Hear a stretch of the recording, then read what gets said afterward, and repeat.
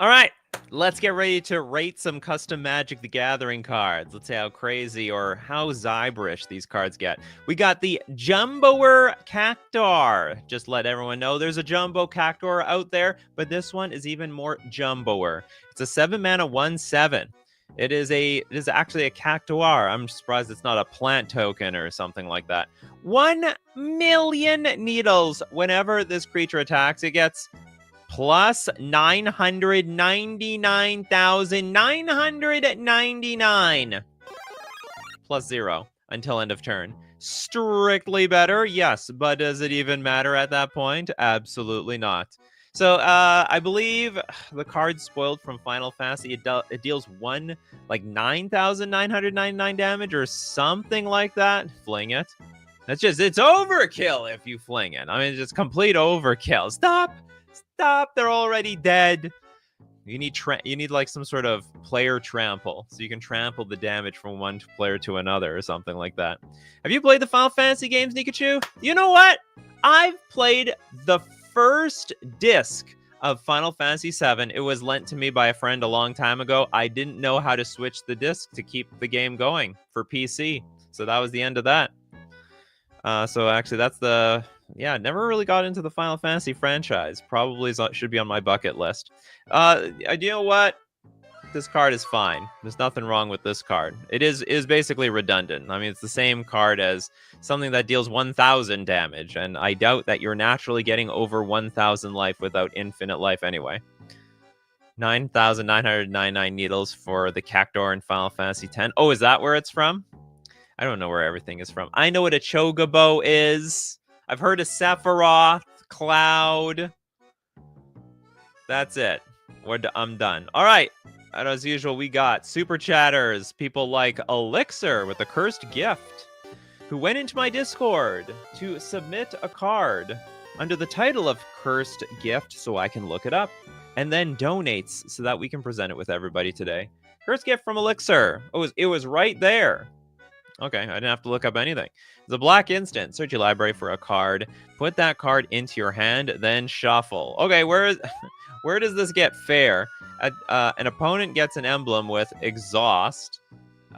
Pay 0. Counter target spell. Interesting.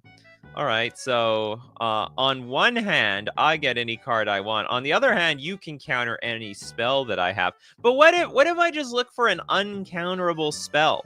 Doesn't that just break this card? I just look for something you're not allowed to counter. I think that's the hard counter to this idea. I go look for some spell uncounterable. What is it? Is Hour of Devastation uncounterable? It's like, I know it's devastating, but I think it's uncounterable, but I'm not entirely sure. Does the tutor or the opponent getting the emblem resolve first? I believe they happen simultaneously. You go look for a card, they get the emblem. But the idea is that when you play your special card, the opponent has the option to counter it. Yeah, go get Emrakul, if that's legal in your play group. Can you sacrifice emblems? No, there's nothing that touches emblems as of the making of this video. Sounds similar to a one-time boons from Arena, or is exhaust the only way to really make this work? Yeah, exhaust is like a thing of you can only use it once and then that's it. So like the emblem is untouchable, but the exhaust ability, it's a one-time use thing, and then you got it's disposable. You gotta throw it away into the garbage. Run Allosaurus Shepherd. Exactly. Grab whatever green stompy card you want. So yeah, I think the fact that you're allowed to go get uncounterable cards, or maybe even stuff with split second, this actually just breaks it. I don't think it's fair. Vampiric Tutor. Like I will say this much: in Commander, it probably flies because it's just a strictly. No, it's not even strictly worth Vampiric Tutor. Vampiric Tutor puts it on top of your deck, right? Yeah, you could counter something. You can counter something else, but like what was mentioned, you could get Allosaurus Shepherd. Then all the green cards are uncounterable. Yeah, so I gotta say, no, there's probably something fishy to this card. Probably not legal enough. Okay, next up from the freebie section, we got Eater of Words or Worlds? Or Eater of Words. You're gonna eat those words. 6 mana for a 2/4 spirit with flash and flying. If this creature would enter and it wasn't cast, put it into its owner's hand instead.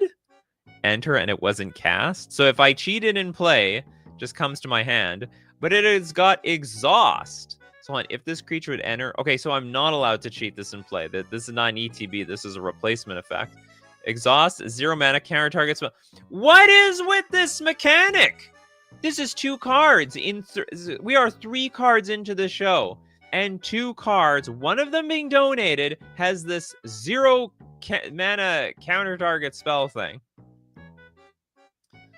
Yeah, you can't leave the table unless you eat all the vowels. And it's got, oh, it does have an evoke, though. You may cast the spell for its evoke cost. So essentially, pay 3 mana, enters the battlefield, and then you can exhaust. But if this creature would enter and it wasn't cast, and does get cast through the evoke. Okay, so we're not allowed to reanimate it into play, just miraculously. Yeah, the donations are AI. Everything is AI here. Everyone's copying each other. Or is this just the new theme of today? Who can make the best 0 mana counterspell? Yeah, this, evoke it, and then stifle the second line of text body with a counter ready. But remember, you only get 1. Yeah, even actually, even if you stifle it, you would need to blink it. You could blink it. There's nothing wrong. Oh, but then if you blink it, then you have to bounce it back to your hand. So that's an interesting feature of this card that's not letting you break it. There's no ephemerating it, ephemerate or reanimate, because if you do, it gets bounced back to your hand instead. Okay, this I think is way better. It's basically like a clunky cancel. There's nothing wrong with that. Another super chat from Damn Draws. Well, I'll be damned. The Mother Rabbit. Let's go check out the Mother Rabbit. Ooh, she'd be a cute one. She'd be making them she's busy making babies. Triple white for a 2/3 rabbit. Commutative upkeep. Create a white 1/1 rabbit creature token. They multiply like rabbits. There's no other word to describe it. Is that fine? 3 mana for a 2/3. You get 1 rabbit. Then you get what? 2. Then 3. Then 4. Then 5.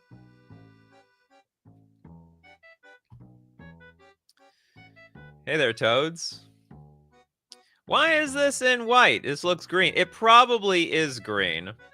I don't know. I guess it's, it's the White Rabbit, if you ever heard of it. You ever seen a magician pull the rabbit out of its hat? Always white. They never use brown. No gray. It would be interesting if they use black, because that actually blends in with their entire outfit. The Inverse Magician, dressed in white, has black rabbit. Yeah. Oh, white is token. Oh yeah. That's, you know what? We got that going for it. White is token friendly. So it makes a little bit of sense. Now, is it fair? 3 mana, you have a 2/3. The 1/1s are pathetic, and this card has absolutely no other ability, and it's so vulnerable to everything. You know what? Honestly, I think we'd be okay with this in 2025. I think we'd be okay with Mother Rabbit. Mother and token both go well in white. Absolutely. All right. Move back to the freebie section. The endless potential. That's what they say about every kid. And then some people just like to be a couch potato when they get the age 25. Okay, endless potential is a 9 mana enchantment. You may cast spells with X in their mana cost without paying their mana cost. When you do, you may choose any value for X. You may cast spells with X in their mana cost without paying their mana cost? Oh, I see. So this is where we break the X mana spells. This is literally trying to make sense of all the AI generated Magic the Gathering cards. What the actual X is that? The idea, your X mana spells, you can choose whatever you want for X. It's making AI generated Magic the Gathering cards an actual real thing. Because there's always these cards that are like, it deals X damage to whatever. So what that means is you get to choose X to be anything if you didn't actually pay for it. You can specify X as anything. Yeah, so we're breaking... So Fireball now is whatever you want. You deal 1 billion Fireball damage to somebody. No, make no mistake. I mean, you have to pay a lot of mana for this card. broken with Nadu. Honestly, this card will be broken with a lot of things. I honestly think this should cost more. I think it should be like 13 mana. I don't think 9 mana is completely out of the question. It needs to be, because once you get to whatever this amount of mana, all you have to do is play like Stroke of Genius on yourself to draw your entire deck, and then you'll just combo up. It's a 1-card combo machine. I mean, I guess you could cheat this and play with things like Show and Tell and stuff. So there's probably some room to be cheating it in play anyway. Anyway, so it's an interesting combo card. Also, you'd have to fill your deck with, I guess, enough X mana cards, at least X draw cards. Stroke of Genius, maybe Sphinx's Revelation, something to that effect, that'll allow you to draw your entire deck to win the game on the spot. So mana is fine. Omniscience is 10 mana. Omniscience is 10 mana for mono blue. This is green, so people are going to be forced to ramp into this. And also, Omniscience literally play... maybe you're right. Maybe use this. Maybe you're right. Maybe I'm wrong about this. Academy Rector breaks it. Well, now, I'd be fine with that. Academy Rector is just like, okay, I'm combo piece 1. You have to kill it. Then you got endless potential out. Then you got to play your X mana spells. I'd actually be fine with that. You know, so long as you get it to the point where your combo requires 3 or more cards, like, you're probably fine. Maybe that's where it is. Show and Tell endless potential in play. And then from there, you know, combo off. And also, the cards used to combo off, they're sort of crappy. How many, like, Stroke of Geniuses do you want to really throw in your deck? Am I right? Okay, so, okay, maybe it's fine by itself. Maybe I was a little wrong. Got a little too excited. Reputable Lotus. This is a 0 mana artifact. Sack it and add 3 mana of any one color. What are we doing here? We just renamed Black Lotus, didn't we? Sacrifice this artifact.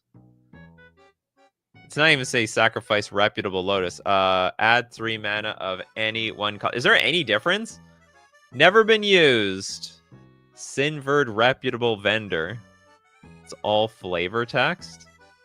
Oh, is it? Oh, I see. This isn't even part of the card. It's just a 0 mana artifact. It's a Chinese knockoff. Yeah, it's all flavor text. Yeah, I didn't catch that. It's the font. The font got me. It's cool. Okay, well, it's that's a doable one. It's doable. Does that hit the bingo card? Like, this is useless? I can't tell. It is the opposite of id danger. It literally does nothing. Okay. I don't think we've hit anything on the bingo card yet. The Electric Age. The Age of Electricity. Red, blue. Enchantment. Lands have tap. You get energy. Why not? That we get energy from the lands. Why can't we convert that into some sort of power? Lands have... Yeah, okay. Anyway, pay X energy. Copy target spell with mana value X. Any player may activate this ability. But they need the energy for it, right? So, like, this is basically going to be one-sided for as long as the opponents don't have energy. Oh, no, wait a minute. All lands have... All lands. Okay, so everyone can produce energy. Copy target. This is going to be insane. This has no point except to just screw up the game. Make it really screwy. Everyone's like, okay, end of turn, tap all my lands, get energy, and then I like to pay X energy to copy my spells. Yeah, all lands get to do that. Truly Chaos Ensues card, 100%. Astro would like to let us know. In Standard right now, you can cheat Omniscience in play as soon as turn 4. They have Omniscience in Standard? And it could be a win on the spot right there, and it's still not meta, so the endless potential would still be fine, to be honest. I believe you. Copy the blue player's draw spells, or copy their counter spells. I counter your counter with your counter, because I copied it. The Ether reached Kamigawa, accelerating an already rapid progress. Infinite Black Lotuses? Oh, it says copy target spell, not an instant or sorcery. What is going on here? So you get tokens of permanence, I guess, on the battlefield. Okay, do you know what? I think it's cool. Maybe it's broken. It's obviously going to be more powerful in the deck that has a lot of land drops, because it's the lands that make the energy, not artifacts or other mana sources. So you know, I like this. This is pretty cool. Just a reminder to all the other super chatters, I see you, but we look at series of cards after the sponsored segment.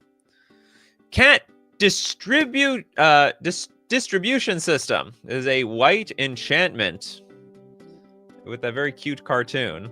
At the beginning of each player's end step, if that player doesn't control a cat, that player creates a 1/1 white cat creature token with lifelink. You know what? I don't know how this distribution system is ethical. If we keep giving cats to these people that keep losing them, it's like, okay, next turn you create a cat. Chump block. Next turn, oh, you don't have a cat. Okay, we'll give you another one. Next turn, we give you another one. We give you another. What is going with your cats? What happened the last 4 that we gave you? What are you eating them or something? Yeah, print for cat. It's cute. Just comes out of the sky. Artist credited in the artwork. Sarah Anderson. Very familiar. I'm very familiar with the style of art in the comics. I see them on Twitter and Reddit all the time. The cat distribution system is hard at work again. All about how is this adopting a cat? This is just like cats coming out of the sky. It's raining cat. It's literally raining cats and dogs here. Now, is this fine? This is interesting. I think there are similar cards out there that give you tokens on everybody's turn. Everyone's getting a cat. No one will be without a chump blocker. When I am elected, everyone shall have a chump blocking cat guarding them. Vote for Sprout. If you vote for Sprout, everyone gets a cat. An unlimited number of cats, apparently. Shortenger's cat, but it's it's always alive somehow. And if it's dead, you get another one. You just replace the cat with another live or potentially alive one in the box. So I asked how many cats he has, and he said he just goes to the shelter and gets a new cat afterwards. So I said, it sounds like he's just feeding shelter cats to coyotes. Oh, God.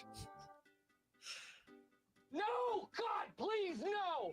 Good with the Ajani Modern Horizons 3 Planeswalker. Oh, yeah, that's true. Although, like, you know, that Planeswalker... Well, it's not a Planeswalker, right? It starts off as a creature. Comes with its own cat, too. Okay, cool card. I like it. Another one from the Dem draws. Let's get the Nobles Overlook.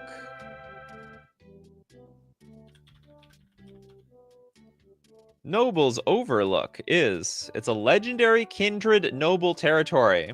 You really had to hit that bingo square, right? 5 words in card type. 100%. Okay, it's a Nobles Overlook enters tapped. Oh, is this the same card as before, revised or not? So you can tap for a white or a black. Legendary noble creatures you control. Oh, so noble creatures that are legendary? They gain when this creature deals combat damage to a player. They pay 1. If they can't, they take 2 damage. I don't understand this. Are you like taxing someone? When a creature deals combat damage to a player, they pay 1. So we just forcing them to pay the noble tax. And if you can't pay, well, you're gonna have to pay up in blood. You gotta pay with your body, as the recruiter would say from Squid Game. Awfully specific, but suddenly red flavored damage dealing. Something, well, they sort of like pay life, you know? Okay, that is awfully specific. So, you know what? I can agree with that. I don't even know if you were trying to get the bingo spot, but it is pretty specific in my opinion. I was figuring black for the damage. This is colorless. Technically, it's a land. I know it adds black and white, but it's a land. The source is colorless. You weren't trying to get the bingo square, but you know what? You accidentally suggested the bingo square. 2 damage from the land or the creature dealing the damage. When this creature deals combat damage... Oh, you're right. Yeah, it's actually the creature itself gets the ability. I have no problem with this. Yeah, that's a fair land. Can't even fetch it out. Okay, we are gonna go back to the freebie section. Oh, it's Mew! I took pictures of Mew many times in Pokemon Snap. The ancestor to all. Is that lore? Was Mew the first Pokemon? Am I gonna see Mew in like Pokemon Arcanus? Okay, it's a white 0-2 shapeshifter. No way! Is Mew a shapeshifter? I've only seen one form, and that's it. Flying Changeling. I don't get this. Wooburg, search your library for a creature card and exile it. You may have Mew become a copy of target of a creature card exiled with it until the beginning of your next turn, except it has power and toughness equal to the number of cards exiled with Mew. Like, when I think Shapeshifter, I think of Ditto, not Mew. It indeed was the progenitor of all non-legendary Pokemon. Okay, that's fine. Mew learns to transform. How do you learn that out of nowhere? Oh yeah, I'm a metamorph. Should be Ditto, to be honest. Mew just learns any move. Yeah, okay, that I understand. But Mew does not, like, change physical form.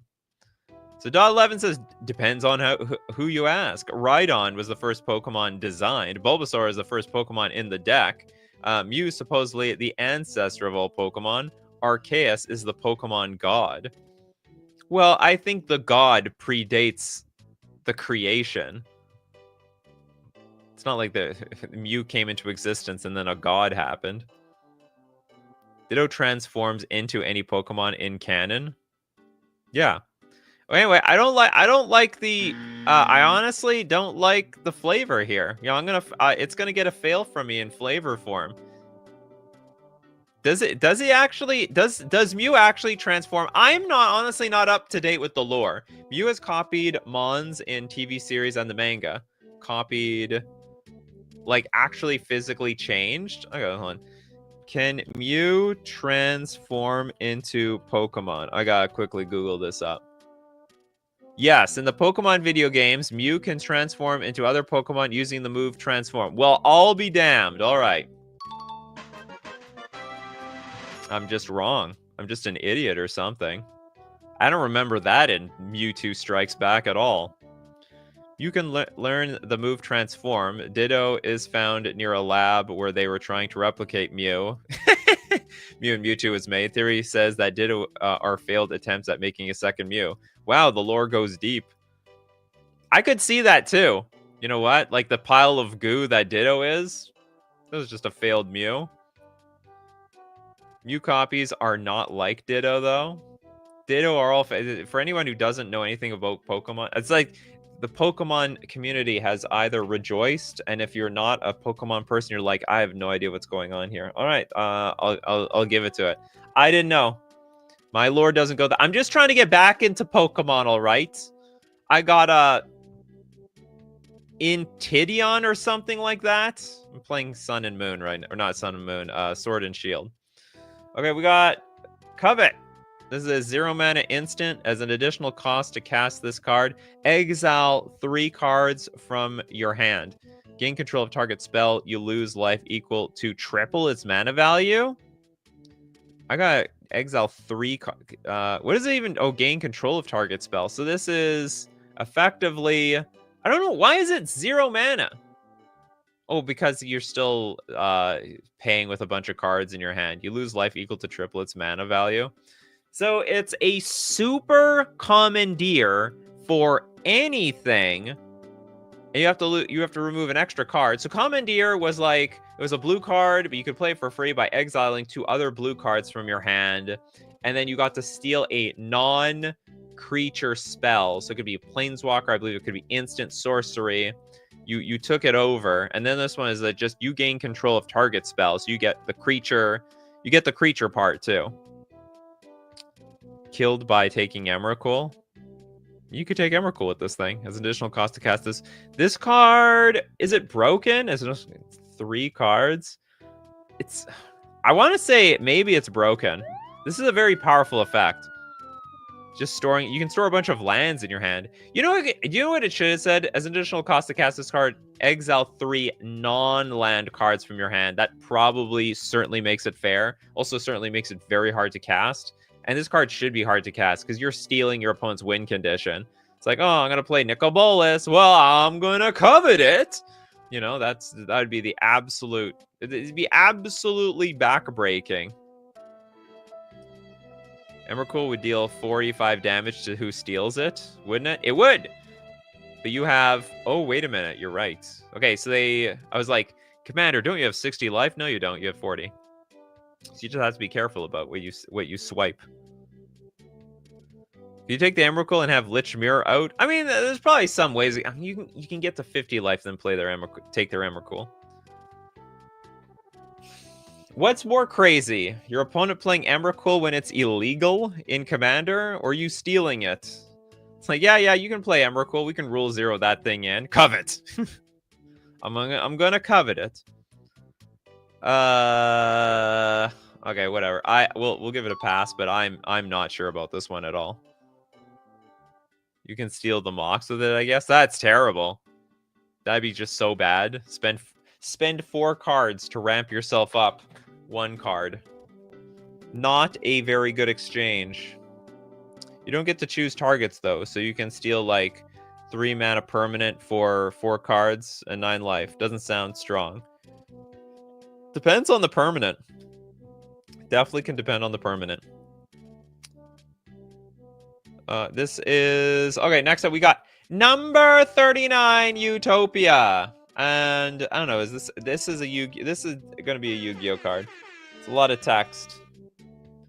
You know, when I look at the card and I start thinking, ugh, I don't want to read this, that's when I know there's too much text on this card. It has no mana cost. It's got nothing for a 7/5 creature. It's a number warrior. That's a new creature type. Do we have that on here? New creature type. Number. Whoops. Or at least as far as I know. I don't know a number creature out there. Oh, it's a Digimon? Oh, wait, it's a Yu-Gi-Oh card for me in terms of text. Okay, number 39, Utopia, has a mana value of 4. Seemed pretty arbitrary to me. Overlay of 2. In addition to its other costs, exile 2 non-land permanents you control that share the same mana value as this card. This card enters with 2 XZ's counters on it. That's Yu-Gi-Oh! They're stealing from Yu-Gi-Oh! Remove an XYZ counter. Is this Yu-Gi-Oh! Or is it Digimon? That looks like an actual Yu-Gi-Oh! Card. Literally a Yu-Gi-Oh! Card. Do we have any duelists in the house that can confirm this? This is literally a card. Okay, so it is a Yu-Gi-Oh! Card. Yu-Gi-Oh! Stealing from itself. Remove an XZ counter from number 39. Utopia, remove target attacking creature from combat. If number 39, Utopia, would take combat damage while it has no XZ's counter on it, sacrifice it instead. I hate it. I barely know how to get it in play. And I don't understand how it works. And I don't know why it has a mana value of 4 when I can't even cast it for 4 mana. Can you do that in Yu-Gi-Oh? I think everything costs 0. But obviously it's like, XZ is one of my favorite Yu-Gi-Oh mechanics. The overlays, materials, gameplay is so satisfying. I don't even know how many Magic players are in my chat anymore. You know, you're all Yu-Gi-Oh players. You're all self-proclaimed Yu-Gi-Oh Pokemon TCG players. Anyone actually play... You know, I might mention Commander. You guys maybe don't even know what I'm talking about. Does anyone know what a Shivan Dragon is? Nova says, I can confirm that this is an extra deck XYZ monster card. Do you know what it should have been, then? It should have been, like, a companion. Because companion is, like, part of your... It's, like, part of your sideboard, in a sense. Or maybe... It had to be a card... like number 39 Utopia, this card must be in your sideboard. and it's like a card you have to wish for. And then when you wish for it, then you can play it. You get it into your hand. Wouldn't that be cooler? Because your sideboard is like your extra deck, except that it's really hard to draw off of. Super hard. I am the king of dual monster. There we go. We have Bandit Keith here, who made it all the way to the semifinals of the Pegasus tournament. Lost even when he was cheating, as the lore goes. Shivan Meteor. Okay, anyway, this card makes no sense, so I don't like it. I don't like it. It scares me. It scares me big time. Okay, we're gonna look at more custom Magic the Gathering cards, of course, but we also have to thank our sponsors today. My coffee crew, like FusionGamingOnline.com. What you can get at FusionGamingOnline.com, you can get Ether Drift singles. You can get the singles to anything you get from Magic the Gathering Foundations. Apparently, Omniscience is legal in Magic the Gathering Foundations, which also makes it legal in Standard. But the best thing about Fusion Gaming is the weekly deal. There's a new deal every single week, and this week it's 15% off Secret Layers singles and box sets. So if you love the Secret Layers, now is the time to jump on 15% off. But you might say, Nikachu, I need a better deal than that. Can you do better? Yes, I can. If you use coupon code Nikachu, you get an additional 5% off all your purchases at checkout. We're also going to thank Mana Traders, the premier place to rent Magic cards online. Online on Magic Online. You heard of Arena? Well, maybe you haven't heard of Magic Online, the other digital client, which lets you play the other paper formats like Pioneer, Modern, Legacy, Vintage, Pauper, Pre-Modern, Commander, one-on-one Commander. Because that's what they do over there. And you can rent cards using the Mana Traders service. You can support the channel using my Mana Traders link in the description below, or save 40% cash back on your third month subscription using coupon code Nikachu_F08. And we're back. We're back to custom Magic Gathering cards. We've got. Oh, we have super chats. Okay, we'll go with Lil MX Doom. Are you usually part of these? I think you're new to this. I might be mistaken. Okay, only one card for today. Ascor Brutal Leader. Ascor. Let's look up Ascor. Did you submit this with the name? You did. The brackets somehow screwed it up. Don't put the brackets, I guess. Or maybe I was supposed to write the brackets because you put the brackets. You know what? Discord is stupid. You know, I'm not gonna say you did anything wrong. Okay, we got Ascor the Brutal Leader. This is a 5-mana 3/4 human soldier with Vigilance and Death Touch. Soldier creature spells you cast have Squad 2. So I believe you can play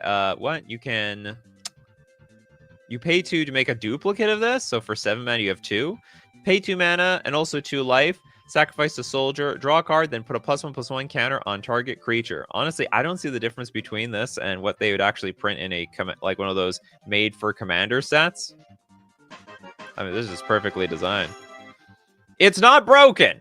You know, you got, okay, see, it's almost like Magic templates these things like this. So first you got some natural static abilities at the top, like Vigilance, Flying, Haste. And in this case, we got Vigilance and Death Touch. And then we've got like maybe some, and then there's like 2 supporting abilities, however you want to break it down. Exactly. It's like the most real card that I see on these shows. A lot of people, they're trying to break things like in half like crazy. And honestly, you can't really break the second ability, even if you multiply this card, which I don't know if that's like a non-bow, because if you have more Ascors on the battlefield, it's not like you can pay, it's not like you're paying less life. Like, it doesn't compound is what I'm saying. Whereas there's a lot of Squad 2s, they sort of have synergy together if you have a lot of them.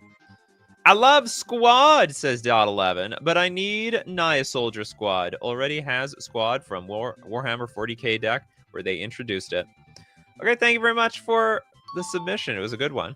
Oh yeah, actually, we got to go to the big super chats. We're gonna go Winter Fox, of course. Bewitched lands 3 sets. Bewitched lands 3 set. All right, what is it? 3 new land types and an interesting enchantment. All right, I'm back. You're back, and you're better than ever, Winter Fox. We're gonna take a look at 2 cards, and we'll look at the last 2 later. See, here we go. This is a typical custom Magic the Gathering card. You got the text box; it's full, packed to the brim, from top to bottom. So that's why I make everyone pay $5 for these things. So both I'm getting the money's worth, and you're getting your money's worth. So, and a very trademark thing of Winter Fox is putting colorless in the mana cost. So we have colorless green, white for a bewitched land. You know, if it's going to be a land, can we just like have it the land color? There's no reason for it to be gold like a spell. Okay, bewitched land. You may pay the mana. Oh, wait a minute. It's got a cost to it. I'm getting, okay, now I'm just confused. You must pay the mana value of bewitched land during your upkeep. Otherwise, destroy this card, then lose 3 life. They're bringing back Echo. It's Echo. They brought back Echo. During each upkeep, place a +1/-1 counter on each non-spirit creature. Non-spirit creatures have Devoid, so all of them.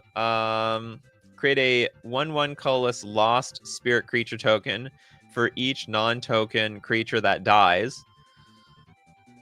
That no player controls during each upkeep. So basically, I'll read the rest of this. For each non-token creature that dies, that no player controls, creature tokens that this card creates will make an attack on the player that is targeted by a declared attack if possible. I don't understand that last part. Last sentence, not clean. Needs to clean. We got to clean it up. You're making a token for each non-token creature that dies that no player controls. Like, I don't really know I can't follow this. And then creature tokens that this card creates will make an attack on the player that is targeted by a declare attack if possible. I also don't know what that means. Huh? So each token attacks each turn if able and can attack on each player's turn? Maybe? I understand we're making tokens if some other person's non-token creatures dies. That's it. That's the end of following it. No player controls the token. The token attack everyone. Okay, I have a few problems with this card. Now, I don't know if this is a big problem, but you can fetch it out. That's problem number 1. So it's only when you draw this card that you actually have to cast it. Or maybe you don't even have to cast it. You must pay the mana value of Bewitched Land during your upkeep. Oh, you have to pay. So no, I think you mean you have to pay the mana cost, not the mana value. Because then that means mana value is 3 here. So you just pay 3 of anything. I don't know if this breaks the card. But what you could do is you fetch it out. And then on your turn, this +1/-1 thing will trigger. And you can stack the trigger before you have to pay this upkeep cost. So you can kill off every -1 toughness creature on the board. So basically, every fetch land can kill 1 toughness creatures. I think that's too strong. I think that's I think it's too much. You would have to. I don't know how you make this bet. It can't be here. You know what will make this easy? Don't make this a land. It's just a little too cute. Make this an artifact that taps for mana or something. But it's important to remember that Winter Fox creates cards for flavor, not for balance. So we just have to keep that in mind. The Floating Isles of Illusory Memories. Oh my god, I love this. I love the idea of floating islands in the sky. It's very cool. 3 mana for a sky island. Because it's a bewitched land, you have to pay the mana value or you're going to lose 3 life. And this thing gets destroyed. When Floating Isle of Illusory Mirrors enters the battlefield, create a tapped copy of target non-bewitched, non-legendary land. Create a tapped copy of non-bewitched. Okay, so we make a copy of a land on the battlefield. Then for 3 mana, tap, create 3 2/2 green mirror bear creature tokens with haste. Exile them at the beginning. Exile them at the end of turn. I also love the art. 4. Basically, it's basically like 4 mana, and you get a bunch of, you get 6 damage over and over again. This probably would be a big, well, maybe it's not that big of a problem. You still have to pay the 3 mana every turn. You could, however, activate this with this trigger to sacrifice it on the stack, but then you're still losing a land. The Bears. You got 3 the Bears. Bingo. 5+ words in the card name. You got that right. Thank you very much, Brian. Where's the 5 words in the name? Okay, cool. Do you know what? I can get behind this one. Okay, we'll look at the last 2 later. We're going to move on to Trent. Thank you very much, Trent. Ganondorf, the evil king. Do we have a bingo spot for, like, video game lore? It should be something here. Don't we have something for references something else? No, just the waifu cards. Oops. Ganondorf, the evil king, of course. 5 mana, 3/5, human wizard. I'm surprised this guy's not a shapeshifter or a changeling. Doesn't he turn in? He literally turns into a big, ugly troll. Haste and menace. Whenever an opponent draws a card, create a 1/1 red assassin creature token with haste. This ability triggers only 3 times a turn.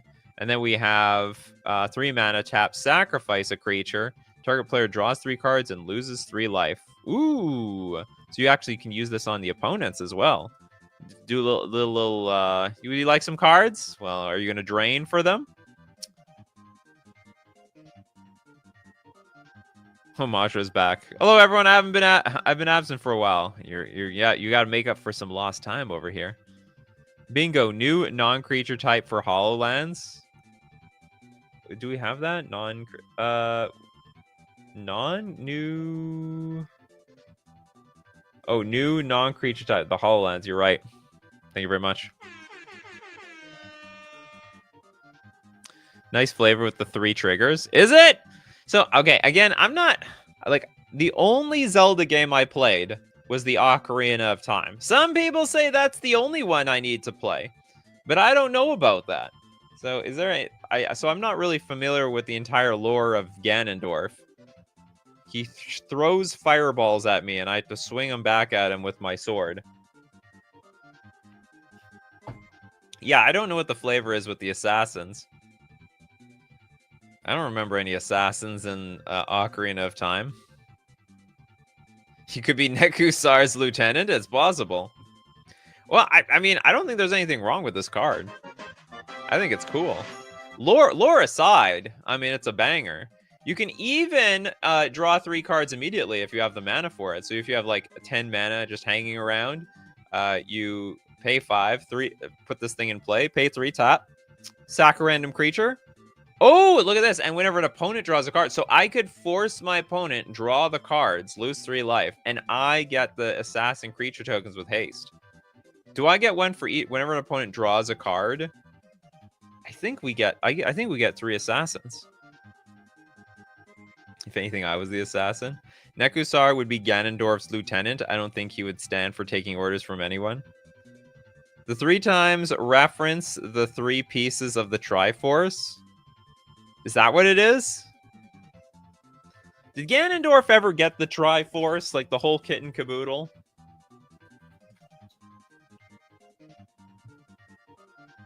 Triforce this, Triforce that.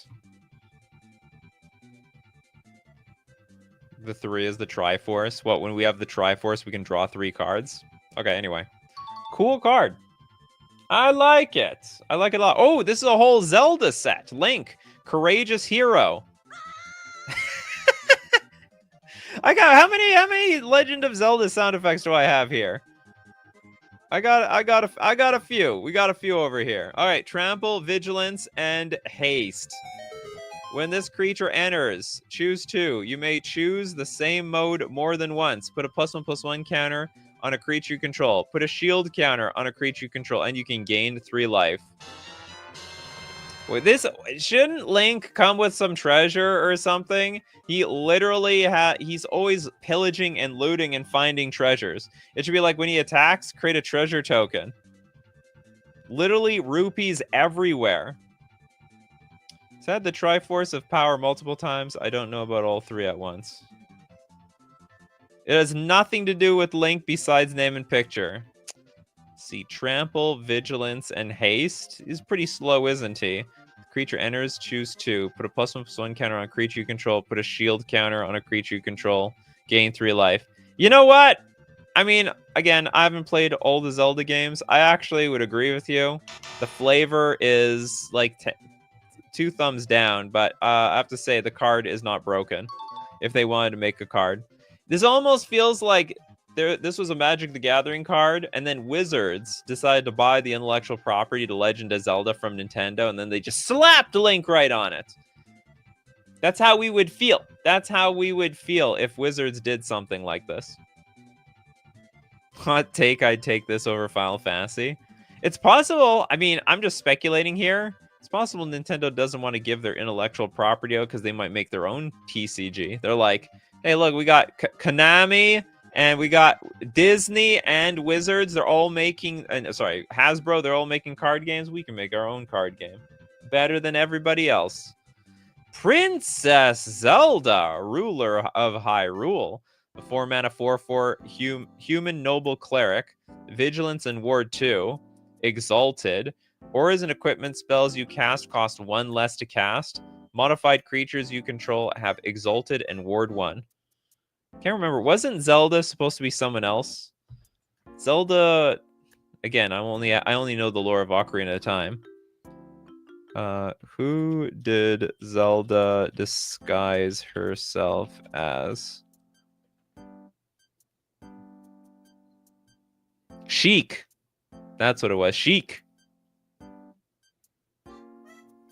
Zelda is stronger than Link. Shake my always was, Koo. Always was. You know?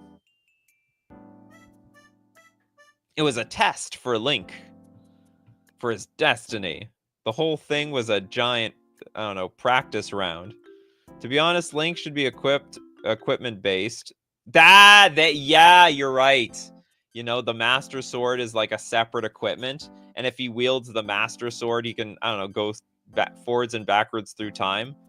There's some sort of suspend action. It's dangerous to go alone. Take this, absolutely. So I'm a hardcore fan of Final Fantasy. I will be playing. You should. Oh yeah, you're gonna be playing. You're gonna be playing with those Final Fantasy cards, aren't you? Zelda is in all the titles. Link is not. Link isn't.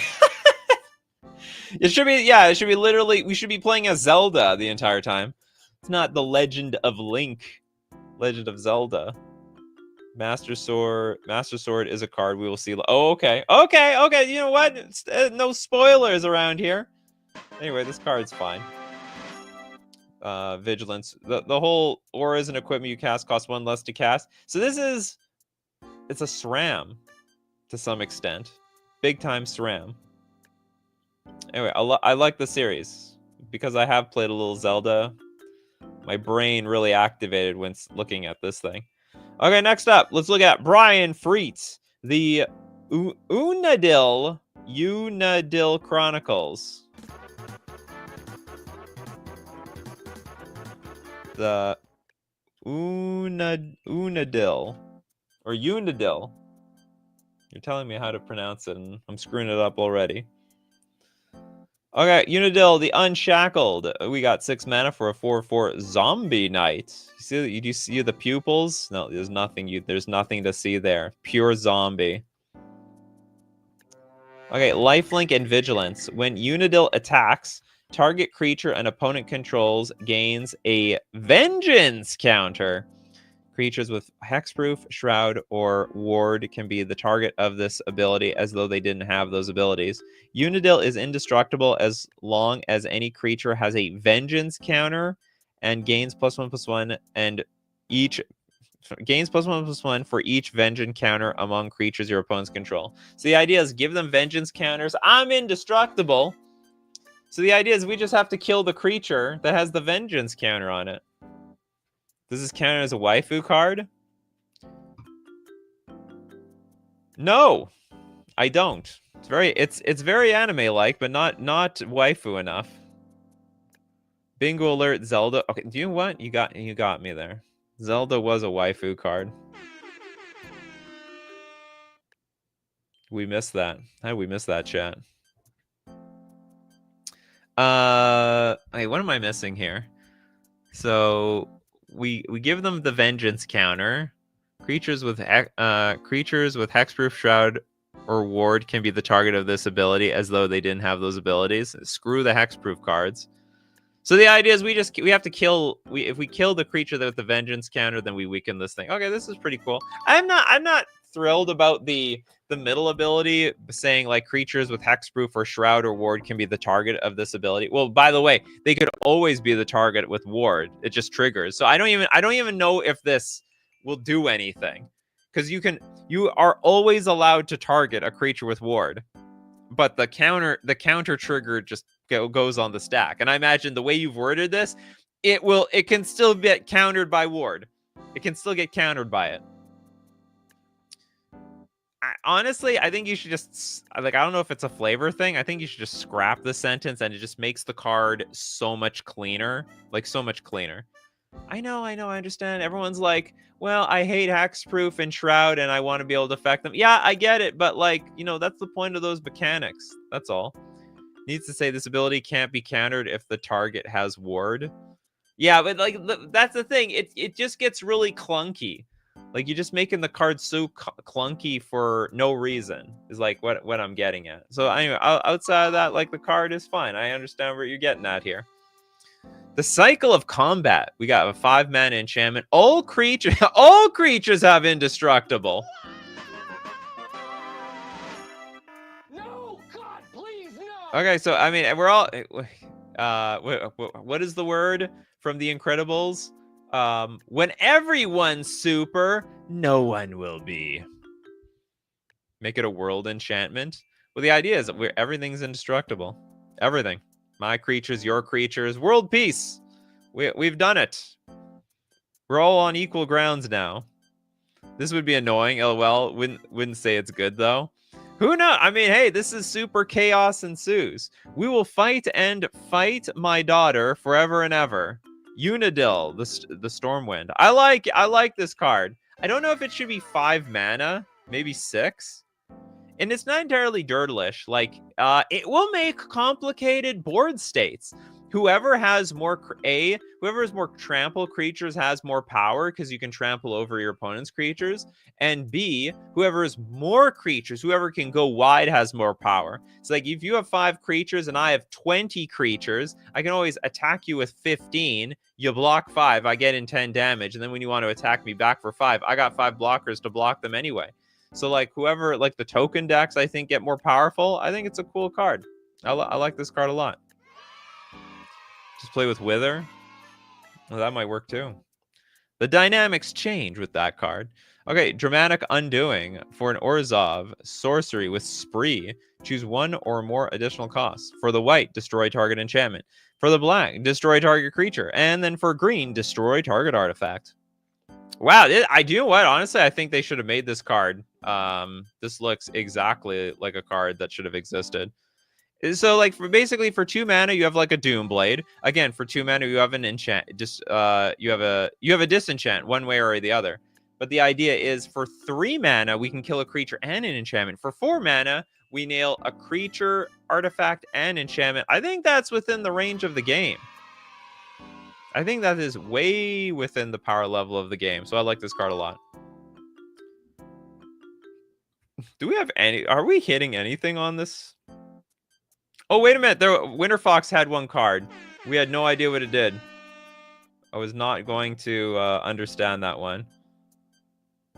I feel like we had a Flavor Win card, but I don't remember. All right. There is already one a lot like that, except just enchantments and artifacts and in white. Yeah, it's basically the same thing, but you what's in the Abzan colors. And in Abzan, we kill people. That's what they do. Abzan, we kill people. Very within the flavor. All right, thank you very much for your super chat, and also a great number of cards. Next up, we got Nova, the Space Wolf. Well, thank you very much for your super chat. No double-sided cards this week. So what do we got? A collection of the high-cost creatures. Okay, we're gonna look at a few. We'll get 3. Well, let's go find all your cards here. Look at 3, and then we'll take a look at 2 of them later. Now that's a mana cost. What the hell is that? That is 10 mana. And it's definitely going to be the 4+ of a single mana. 4+ single color mana in mana cost. You're crazy, Nova the Space Wolf. You're crazy, and it's only a 5/12. It's a Noxia Horror. Trample. And why is it all centered? It's like there was a little bit of a mistake with Microsoft Word over there. Anyway, when Atakan enters, put the creature with the highest power among cards in your graveyard onto the battlefield under your control. Okay. And then when Atakan attacks, put +1/+1 counters on Atakan equal to the total power among other creatures you control. Honestly, I don't even think this card's that great. For the mana cost, I thought this would be way more broken. Like, for the mana cost, it should say, like, when it enters the battlefield and at each upkeep, put a creature with the highest power. This is an insane amount of mana. 10 mana, just ship it. Didn't even read the text yet. The cost is so damn high. I mean, it's a free reanimation target. What part of free is 10 mana? I mean, you're paying for this. And at the end, you only have like a 5-power trampler. And then it gets like slightly upgraded based on the creature you bring back from the graveyard. Honestly, for 10 mana, I think you can make this more powerful. Otherwise, you gotta lower it down to like 7 mana or something. Like, I don't. Am I crazy? Is 7 mana too cheap? 8 mana maybe? I mean, you bring it back, and then it brings back something else. This can be cheated out so easily. Sure, but like everything else. If you cheat this out on turn 1, it doesn't really do anything, because there's nothing to get in the graveyard that early in the game. The last part is stronger than you read it as. When it attacks, put +1/+1 tokens. Oh, tokens. Oh, you're supposed to put it as put 1/1 tokens on huh? No, it's counters. Put +1/+1 counters on Atakan equal to the total power among other creatures you control. No, I don't think I misread it. Yeah, you're making it larger. I guess that's like, let's say it becomes a 20 power creature. That's fine. This card, it doesn't have haste, it doesn't have indestructible, it doesn't have vigilance, it doesn't have no protection. Protection from maybe some burn spells. Yeah, no, I think it's supposed to be a +1/+1 counter. That's how I interpret it in the first place. I don't think it's that good, even with trample. Maybe I'm wrong. Okay, I'll tell you this much. You get to reanimate something every turn for 10 mana. Every turn. I don't care. And then it will have a fair amount of mana to it. Next card. Chemtech Drake. This is an 8 mana 8/6 Drake mutant. Whenever you cast an instant or sorcery spell, draw a card. That could be broken. Whenever you draw a card while you have 7 or more cards in hand, Chemtech Drake deals 1 damage to all opponents. Basically, it's a new Storm win condition. But you can grab some other broken threat at the same time, so you probably overwhelm their ability to deal with it unless they have a sweeper. That's like any other card. It's like 10 mana. Do you have a sweeper? Okay, I win. I don't see the difference. And also, you probably are giving them at least a turn to get that sweeper because it doesn't have haste or anything. Looks bad, but I don't play Magic. Again, like, how many non-Magic players are in my chat? That's so weird. You're so weird, chat. So it's another Niv Mizzet. That's right. It's an expensive Niv Mizzet. Expensive. It's overpriced again. Inflation. Inflation, chat. It's reaching Magic the Gathering mana costs. So yeah, there's a card. Well, there's definitely a card called Niv Mizzet when you I think when you draw a card, it deals 1 damage. Is that how it works? I mean, the mana cost is irrelevant. It could be 200 mana, and it basically would be equally good. I wouldn't say it's amazing, but who knows? I mean, mana costs count because sometimes it's not unusual in a game to get to 7 to 8 mana. or even 10 mana. If you put it to 20 mana, then you are forced to cheat it out or cheat it out or bust. Why would I reanimate the red guy if I can reanimate Valgavoth anyway? Exactly. He was like, I don't play Magic either, but I used to, and I still like Magic. I've attracted a bunch of people that don't play Magic anymore. Yeah, that's what I was thinking of. The Niv Mizzet Prune. And because of that, totally fine. Okay, Gorlith, the Unscalable. This is what? 9 mana for 0/12. It's a Damatian construct. It's got Absorb 1. If a source would deal damage to this creature, prevent 1 of that damage. It's got Formidable. This creature deals damage using its toughness. Oh, instead of its power. Damage is dealt to this creature. Oh, in the form of -1/-1 counters. When Gorlith enters, exchange your life total with Gorlith's toughness. No way!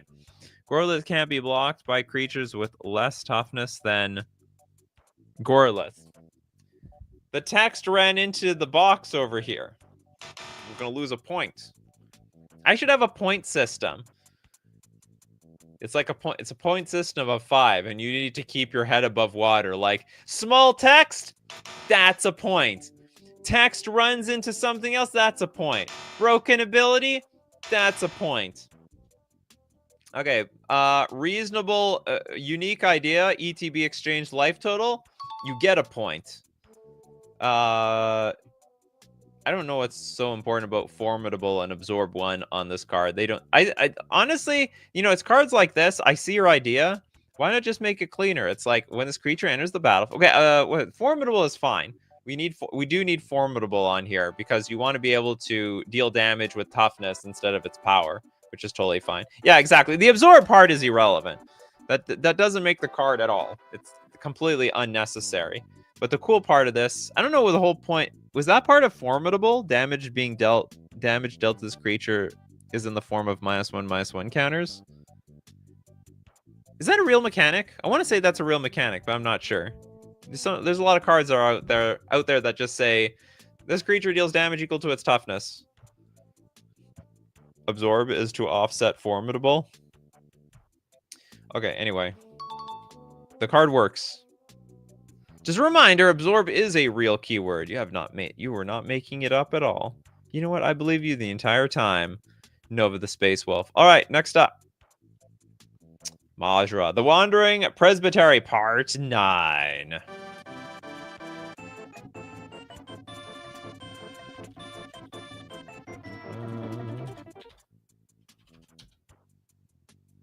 I need... I'm gonna have to write this out. Presbytery. But I need Part 9. Okay, found Part 9. Let's take a look, Majra. What do you got for us today? We got the Seraphic Beloved. What is with these 8 mana cards today? They're all 8 mana. 8 mana for a 4/4 Angel Cleric, haste, flying, double strike. When Seraphic Beloved enters, put a shield counter on it and target human or cleric you control. I like that. We automatically have a little protection, and we also protect our loved ones around here. When the Seraphic Beloved enters, creatures you control gain double strike. Oh god, haste and get +X/+X until end of turn. Where X is the number of creatures you control. Oh, so this is like sort of a Boros Craterhoof Behemoth. I can totally get behind this. Yeah.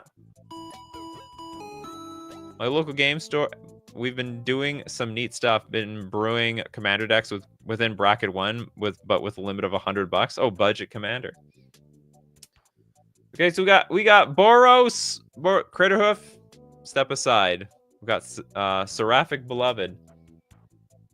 No, I was just thinking actually for a second. The shield counter seems so irrelevant now, because like even like the trigger still happens. You still buff up your creatures no matter what. I mean, I guess like if they kill one creature off, or they kill off Seraphic Beloved, it would have to cost them at least the shield counter.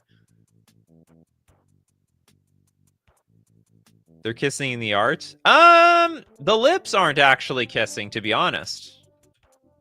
I bet Wizards would be fine with this. See? Also, this could be whispering, for all we know. Anyway, lips. Lips not touching. I think that's very important to Wizards of the Coast, for the most part. They might be scrapping this. They just came out with a card where clearly lips were touching. So I don't know if that was a little bit of a slip by Wizards. I don't even remember what the card was. I just remember, wow, the kissing on cards. Okay, 4 mana. We have a Rambunctious Duo. It's a 2/2 Angel Cleric Warrior.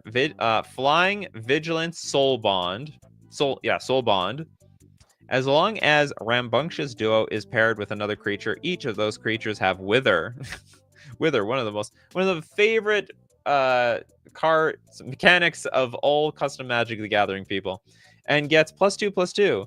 If the paired creature is a cleric, Rambunctious Duo has whenever this creature deals combat damage to a player, for the first time each turn, there is an additional combat phase after this one. Question, why does everyone love Wither? Like, is it a way to beat Indestructible? Is that why it's so popular? Like, I'm just trying to figure out what's everyone's fascination with Wither for some reason. There are 2 forces in casual Magic the Gathering. The first force, trying to make all your creatures indestructible. The second force, trying to kill indestructible creatures. Yeah, because people hate indestructible. I guess that's what it is. Maja's on the other side. I just like it. It's neat. Thanks, Marge Simpson. Wither is infect without the point. Oh, fair infect. That's what Wither is. It's fair infect. Okay, this is a cool card. Your soul bond. The souls are bonded together. Okay, next we have Sephram Aspirants, a 3 mana 2/2 Angel Cleric with flying and soul bond again. As long as Sephram Aspirants is paired with another creature, each of those creatures get +1/+1 and has death touch. I'll teach you the way of the death. If the paired creature is a cleric, both creatures have whenever this creature deals damage to a player, exile a card from any graveyard, then put 1d4 time counter on target non-land permanent. Oh, you lost me there in the end. What does that even mean? Can you explain that to me, Majra? I don't understand what... Exile a card from any graveyard, then put 1d4 time counter? Or does that mean we're giving it like suspend 4 or something? Is this chess? 1d4. The time counter if for another card? Okay. No, it's not roll a d4. Okay, so if it synergy with something else, I guess I have to reevaluate this later. Then other than that, this is fine. We're bringing Soul Bond back. And with Soul Bond, you know what they did back in the day? They gave both creatures lifelink. They gave both creatures double strike. In this case, they're bringing Death Touch back. Okay, we're going to look at some more series cards. Next from 4 Paths of Life, the Interstellar Explorers. There are so many Super Chats today. It's going to be a big day today. It's going to be a 3-hour day. It's been a while since we had one of those days. Okay, Interstellar Explorers. See what we've done, Majra? Majra was like the first person to create series cards. How many? Part 6. Part 6. It's a Type C moon. Not an astronomist. I'm supposed to say astrologist. Those are 2 different things. When I was a kid, I thought astronomy and astrology were somehow the same. They just pretend to be the same. Astronomy is the real deal. I don't know the difference between the moons. Okay, we have a tap, add blue or black. If you control a vehicle, add 1 mana of any color instead. Why would I have a vehicle in outer space? I don't even think I can get I don't even think I can get the motor started, you know? Not happening, not without oxygen. Okay, tap target untapped creature explores. Oh yeah, that's cool. I like that. If C-type moon was added to the hand while exploring, place it onto the battlefield tapped. Ah, yes. Rovers. Oh, space rovers. Spaceships. Spaceships are vehicles. I suppose so.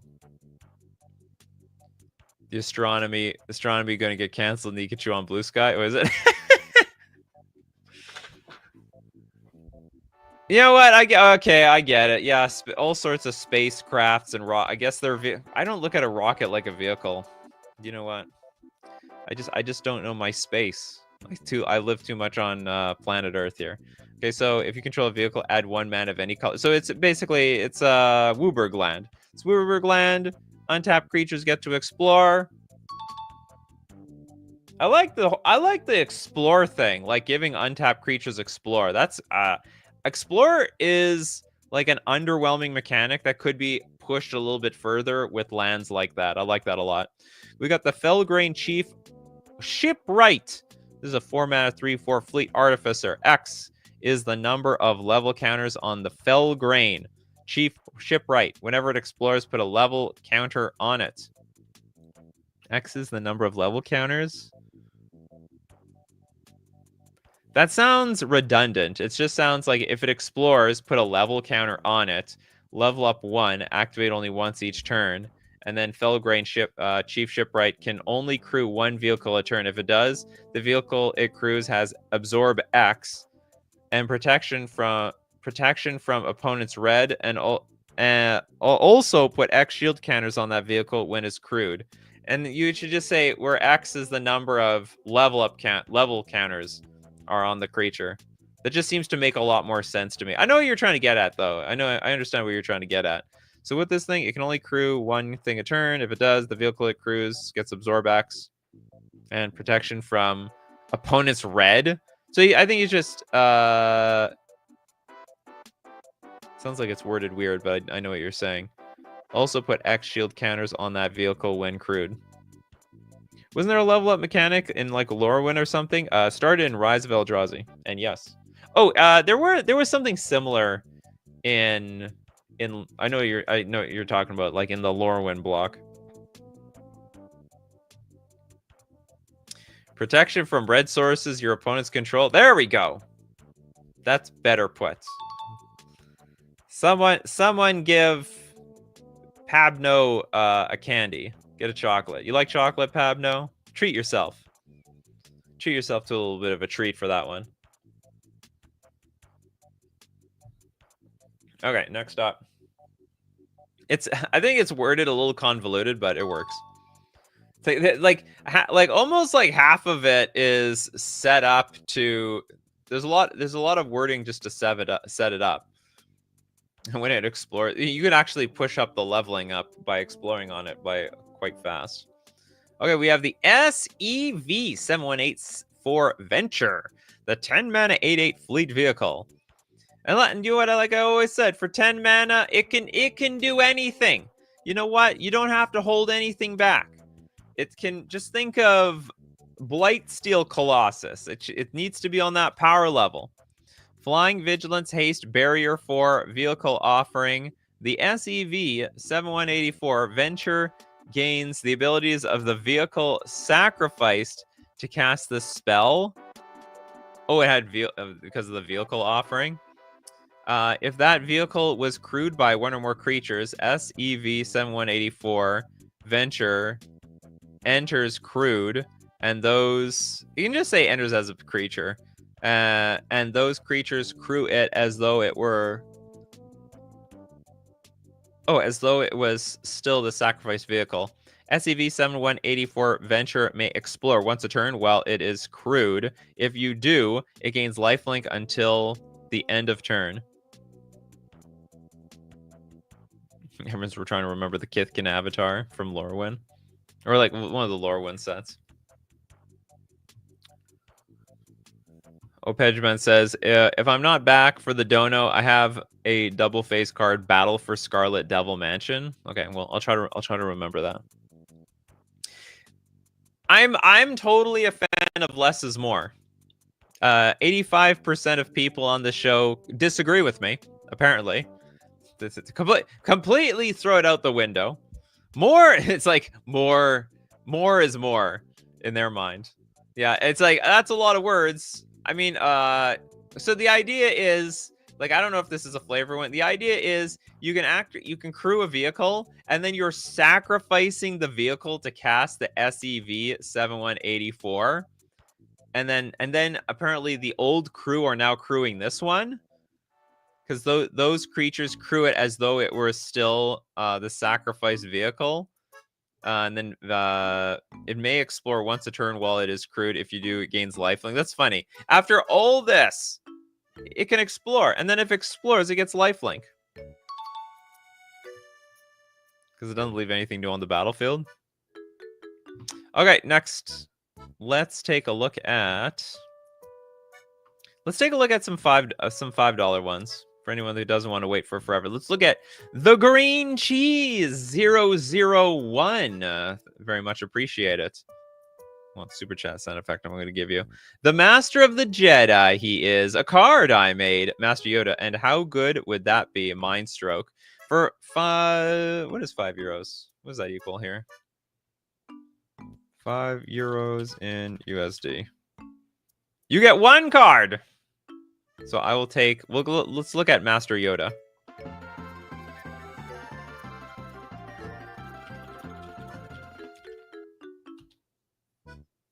Oh, can I find it? Master Yoda. Uh-oh. Oh, wait a minute. Oh, so I'm not looking up the Master Jedi. I'm sorry, Master of the Jedi. How do I find this card? Green cheese. How do I find this card? Did you submit it just like right now? Let's see. Can I find a Jedi card?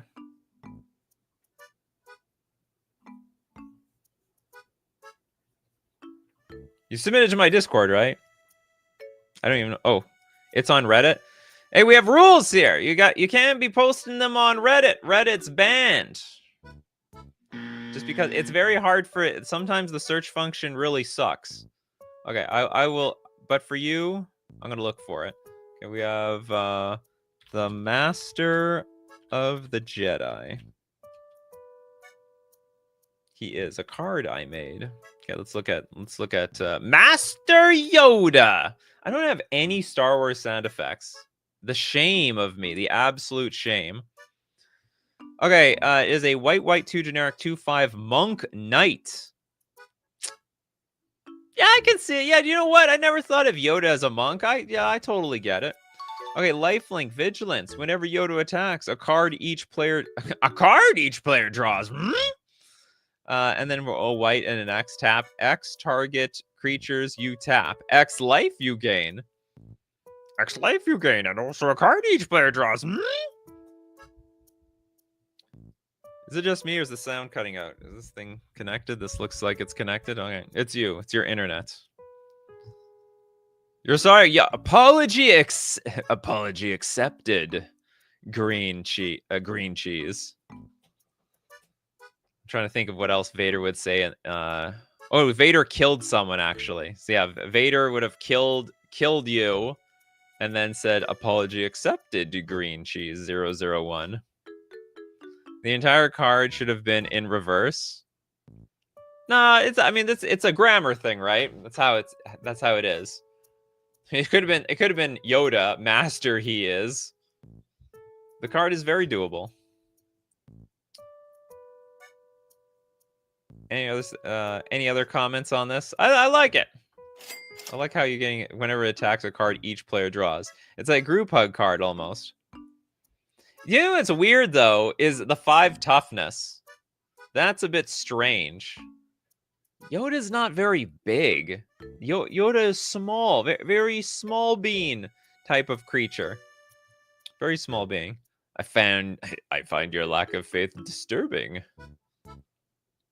That's the only flavor fail I see over here. Everything else is fine. Cool card. Thanks for sharing it with us, green cheese. A very unusual color for cheese as well, I must say. Next up, let's take a card from Gabe. Find infinite possibilities, the newest. Gonna look. Okay, let's go look. Infinite possibilities. This, I mean, this is just your stereotypical custom Magic the Gathering card. There's like no space here. There's no space. Let me tell you what I'm trying to talk about here. Like, if I were to fill in the blank, here's some blank. Here's some blank. That's it. Basically, let's capped to capacity. It almost also looks like a complete running on card. There's like no break in between the abilities. There's supposed to be breaks in the abilities, damn it. That's how all the Magic the Gathering cards work. Okay, Wooburg and 5 generic for an enchantment called Infinite Possibilities. Whenever you attack, cast a spell, or activate a non-mana ability, create 2 sub-games. In each sub-game, conjure a copy of each card in each zone in that zone under its owner's control. Each player's life total becomes their current life total in that sub-game, except in one sub-game that spell is not cast and the effect not activated, and all mana and other costs are returned, and lands and other permanents used to pay for that spell or effect are untapped. And in that sub-game, you did not attack instead. Play all sub-games simultaneously. You win the game if you win any sub-game. Thank you very much for your super chat. I appreciate it. By all means, more people can super chat like this. Maybe there's another version since it's the newest. Yeah, there might. The outdated version might have had some probably had more space to it. There was missing potential to those cards. Okay, let's go back. Okay, we're gonna go back to our OGs. The OG super chatters, big super chatters. To look at the second half of all their cards. Bewitched Lands. Bewitched Lands set 3. Oh yeah, you got all these weirdo lands in this set.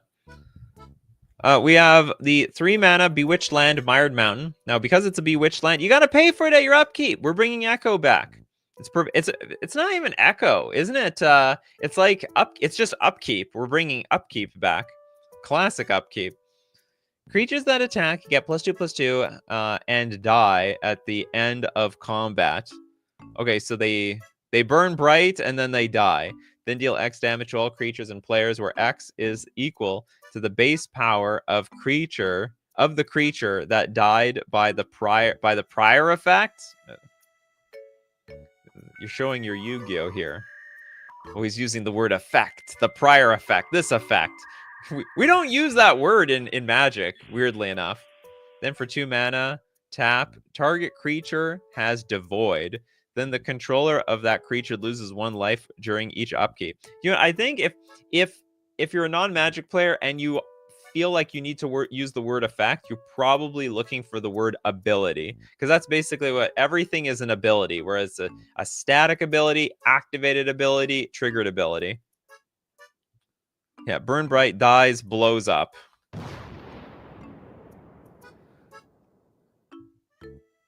Does it actually blow up? Then the controller of that creature loses 1 life. Oh, it dies at end of combat. Then deals X damage to all creatures. Ah, yes, okay. Where X is the effect and base power of that creature that died by the prior effect. I don't understand the prior effect part. Equal to its base power of the creature. Period. That's it. I think that's all you have to say. Creatures that attack get +2/+2. They die at end of combat. Then they deal X damage to all creatures and players, where X is equal to I see, by each creature's base power. Period. That's it. That's it. And if you want to say like it's all the entire power, you just wouldn't talk about its base effect. Now, is this fine? This is such a weird card. Basically, it prevents anyone from wanting to attack, but you have to tax yourself by 3 mana every single turn, or you lose 3 life and you lose the card itself. It's like a weird ensnaring. It's like, you know what? I mean, it's like ensnaring bridge, but you can like fetch it out, I suppose. Oh, that's the problem. It's ensnaring bridge that you can fetch out. No, but you can still deal damage because they die at end of combat. Oh yeah, this is totally fair. What would base power mean? Is it a proper? Yes. Base power. Do we have a creature here? Can anyone give me? So the base power on this is 2. So no matter how you modified it, you give it +2/+2. You gave it a +1/+1 counter. The base power is 2, because when the base power changes, all the effects on top increase, like change with it. So this is what's considered the base, the bottom. That's what it means. It's an actual term. It wasn't made up. Winter Fox ain't making these terms up. Okay, we got the Halovian Monroe effect. It's a 5-mana legendary enchantment aura. Now that's a waifu card. I know we did the waifu card. We can do it again. That one is so waifu-like. Super X. Okay, enchant player. Players non-enchanted by this card can and must only target enchanted players with sorceries and instant spells. It should just be all other players. Or I don't know how it's actually supposed to be worded, but I would assume it's like all other players must target like this player with their instants and sorceries. Enchanted player takes 3 less damage from all sources from players that are not enchanted with this card. I mean, I totally understand what it means though. It's so weird. So you're the target of everything, but if you take damage, it's 3 less damage. So you can use this to threaten somebody because they have to be the target of all the discard spells, or you can enchant yourself if you really want to, and it would like screw over a burn player. I don't understand layers at all. Well, me too. Wow, we're buddies. Pabno, we can be friends. You don't understand layers? I also don't understand layers. I just hope that they do the intuitive thing and get confused otherwise. The problem is layers are not intuitive at all. They have a rule system. They have an order that needs to be followed. If you don't follow that rule, it makes no sense.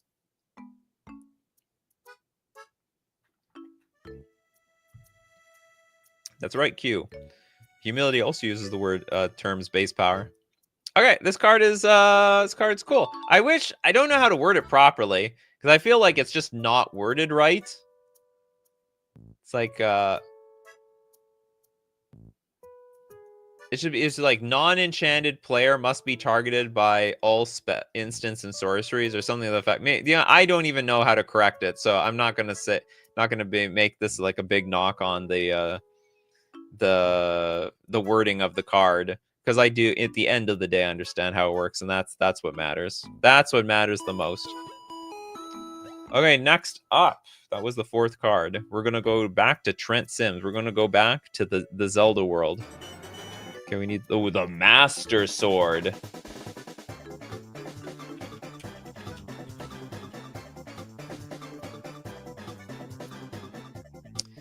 Damn it.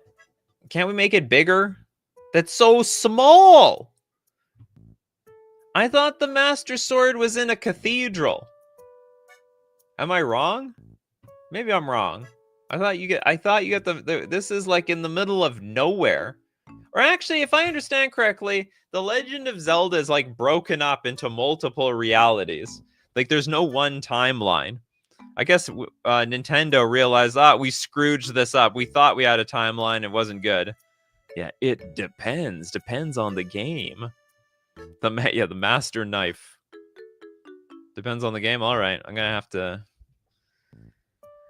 take everyone's word for it. 7-mana equipment. When this equipment enters, you may attach it to target creature you control. Anyone can pick up the Master Sword? Equipped creature gets +5/+5, Vigilance, Trample, and Lifelink. I don't remember the Master Sword giving me heart containers. Equip 3, suspend 7 for 1. Oh, that's interesting. And then when you suspend this card, you may exile a creature card from your hand with 7 time counters on it. If it doesn't have suspend, it gains suspend. Suspend, huh? And we're traveling through time. Well, I don't think there's okay. So there's nothing wrong with this card. Card is actually quite decent. Ganondorf should be able to even touch the Master Sword. Should or shouldn't? This Master Sword is from Breath of the Wild. Is it a different Master Sword? Anyone can use this? Also, yeah, there's technically, in theory, there's no set lore reason anyone who's not considered evil can anyone not considered evil can't use it. Thank you. That's as complicated and as confusing as possible. You could explain that. Is it an epic flavor win? This is okay. Well, we're gonna have to trust the chat. I gotta give trust to the Zyber Nation over here. I unfortunately have not played Breath of the Wild. Should equip for non-black creatures because of Ganondorf. Ganondorf loves the masses, loves power. All evil villains love power. Okay. This is A-okay on my watch. It's not broken. That's the key thing. It's not broke. We didn't break anything. So it's a pass. Oh, the Great Dooku Tree. Okay, now this one I can understand. If it doesn't make spiders, it's a flavor fail. This is a 4-mana 2/7 Elder Tree Folk. Defender Reach. Oh, I guess the Deku Tree wouldn't want to make spiders. That was a bad thing. That made it cursed. Defender, Reach, Fairy, Elves, and other tree folk you control get +1/+1 and have Reach. Okay! And we have tap, add green, and create a 0/1 green fairy creature token with flying. You know what? This is very good flavor as well. I think this has good flavor. Basically, the lore of evil in Zelda, demise energy and connections, and then just D&D evil logic. Link spent 7 years locked away with this in Ocarina of Time, which is why it has the suspend effect. Well, whenever he's going back and forward through time, he's literally feeling it out, spending 7 years. Should deal damage to black creatures in the form of poison counters. Interesting. The Great Deku... I can't remember. Did the Great Deku Tree die? I want to say he died. Like, I killed the boss, I came out, and the Deku Tree breathed or its last breath, which is a weird thing to say about a tree, because trees don't breathe. They give oxygen. It dies and comes back like a little plant. Oh, is that right? He died but had a son? How did that happen? No, it should have wither against black creatures. Okay. The Master Sword. People know your lore way better than I do. No, they do breathe. They take in carbon dioxide and give out oxygen. Well, we got to feed this thing more carbon dioxide. I like that. The not so great Deku Tree. Okay. It's a flavor win. We got to discuss a little bit of the Zelda lore. I had fun. Then the next half of Nova the Space Wolves cards. We gotta look at this time. Gorlith, the Unscalable.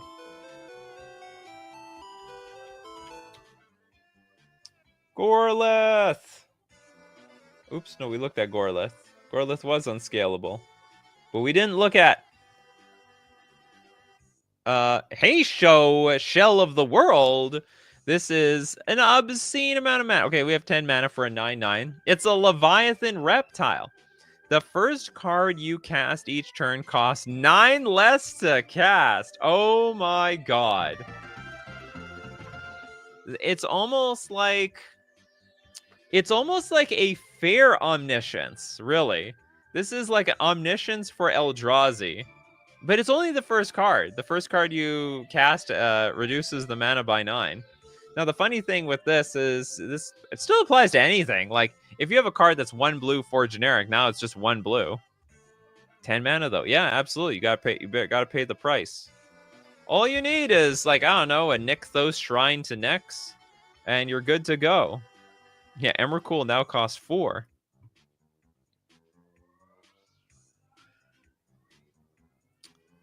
Is the tree pronounced just like the guy from The Hero Academia? I have no idea. Great Deku tree. To be honest, I don't even know the real pronunciation. It's just what I pronounced since I was a kid. Most likely bad, since if you resurrect this, you can't use the ability that turn.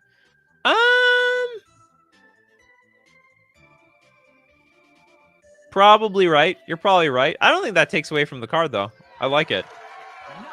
I think this is what I like. I like simple cards like this. You know, you cast this giant thing, and then every other turn, and it's each turn, by the way. If you can play like an Eldrazi at flash speed, that's fair game. Or if you can play artifacts at flash speed every single turn, you get to play them for free. I like it. It's cool. The first card you cast each turn costs 9 less to cast. That is a discount. You know, we're pricing everything to sell. We got to clear our inventory. Next, we got the Mirror Mage. This is 5 blue, 3 generic for a 4/7 Yordle Wizard.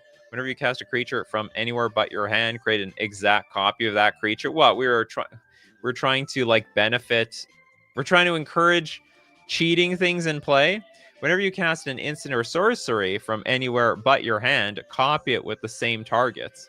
You cast an instant or sorcery spell from it. So if you flashback something, you also get to copy it. Oh yeah, I can get behind this card too. The bigger problem is that not omnipotence? You mean omniscience? Arena card, it copies the creature but doesn't make a token. I think it is implied that if you copy a creature, you get a token. I wouldn't be surprised if Wizards changed wordings for stuff like that in the future. Like if you're copying it and it's a permanent, it's always a token. It's just should just be intuitive. Lord of Runeterra cards came by. Oh, you hear that? You're getting called out. Nova, you're getting called out for your Lord of Runeterra cards. I don't think Nova will take any offense. Nova loves Runeterra. But can Omniscience smack one to the opponent's face? Maybe. Well, not really.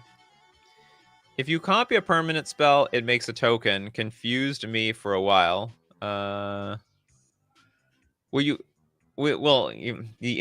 Instants and sorceries are not going to be permanent tokens. Like how the artist is just ride games. You got ride games. I don't know how they work with their artists, but yeah, this is a cool card. Okay, next up. Who is next up? Majra. Back to Majra. Wandering Presbytery. Part 9.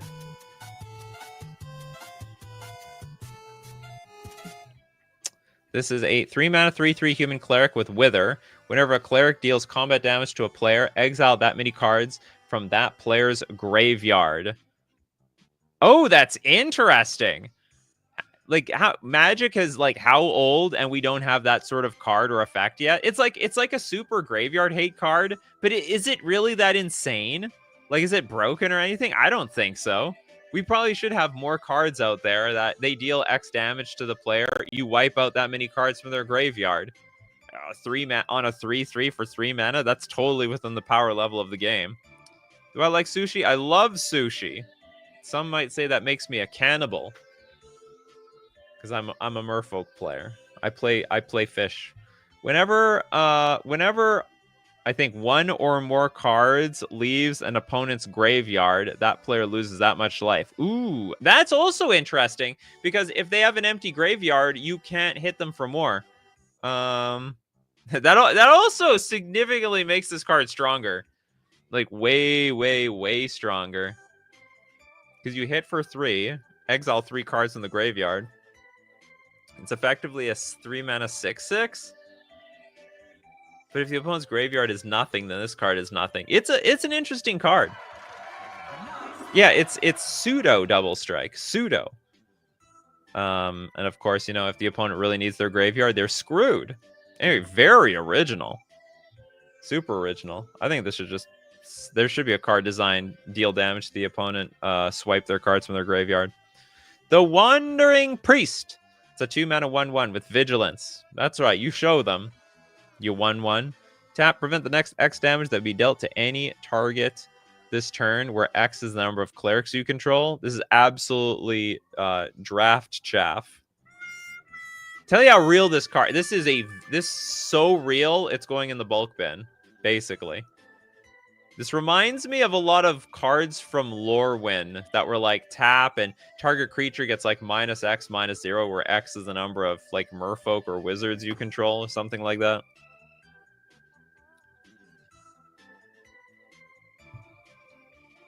Jess says, I learned to make sushi. I've had it twice a day the last 34 days. That's crazy. Especially since like I've also contributed to making sushi, and it's a very long process. Reminds me of the Kamigawa Kitsune cards. I don't see it. This seems like some old border cards. I think there was cleric support. There has been cleric support in the days. Super doable. Super doable. Next up. Okay, 4 Paths of Life. The Interstellar Explorers Part 6? Huh? Oh yeah, Part 6. If I know my Roman numerals.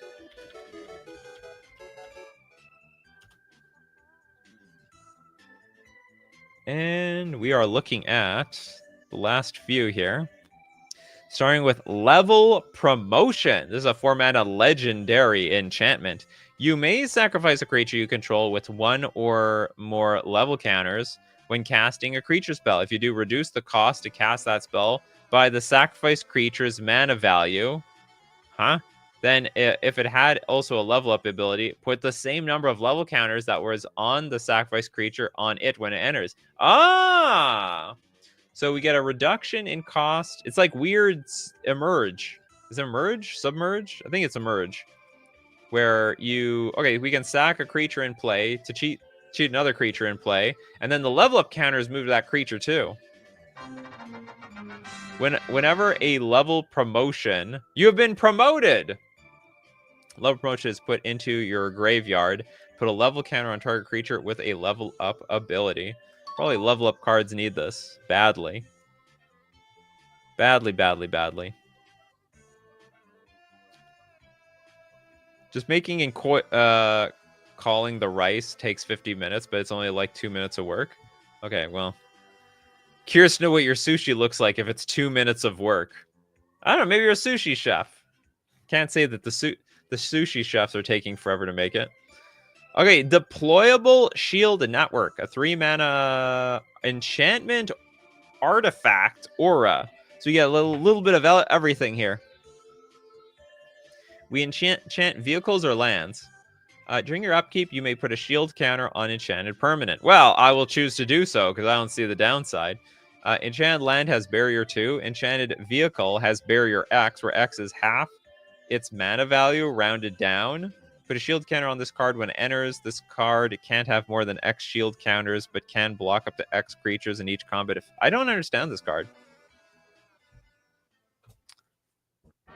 It has barrier 2, but then it gets barrier X? Oh, sorry. Enchanted land gets barrier 2.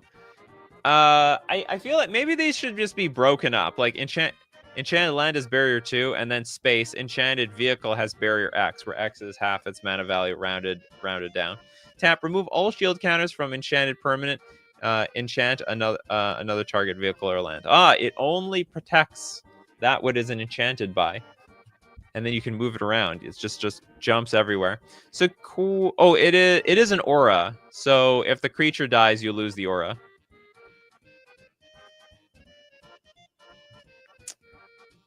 Lands really don't need protection abilities. Oh, you would think that, Trent. Some people would disagree. People who get their lands picked off and blown up, they hate it. They hate being their lands getting destroyed. Or targeted in general. What if it's a creature land like Dryad Arbor? Then you get both. That's a good question. If your land is a creature at the same time, I think you get both abilities. Chad land gets barrier 2, but then also gets barrier X. My land protection comes in the form of rule 0. Oh yeah. Don't touch my lands. Don't do it. Or I don't invite you next week. I think barrier is a good thing. I can't remember how barrier. This is an old mechanic. I don't remember how barrier works, but it should be a good thing. Barrier 2 is like, I know it's similar to shield. Should be a fortification, in my opinion, and then when you tap the land, you can put a shield counter on it. Maybe.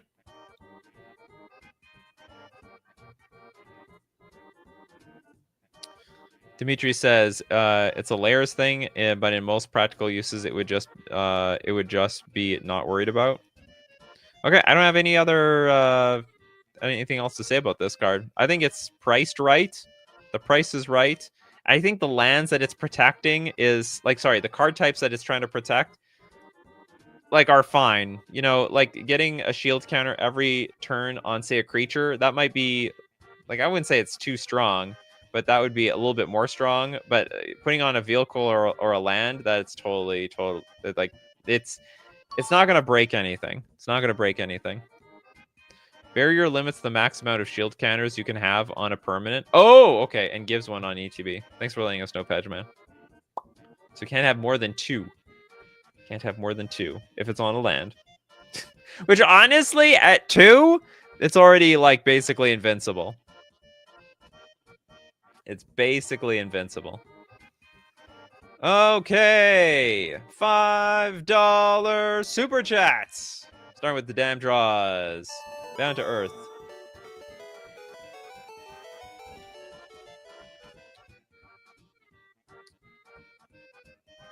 Bound to earth, 2 mana. Shackle.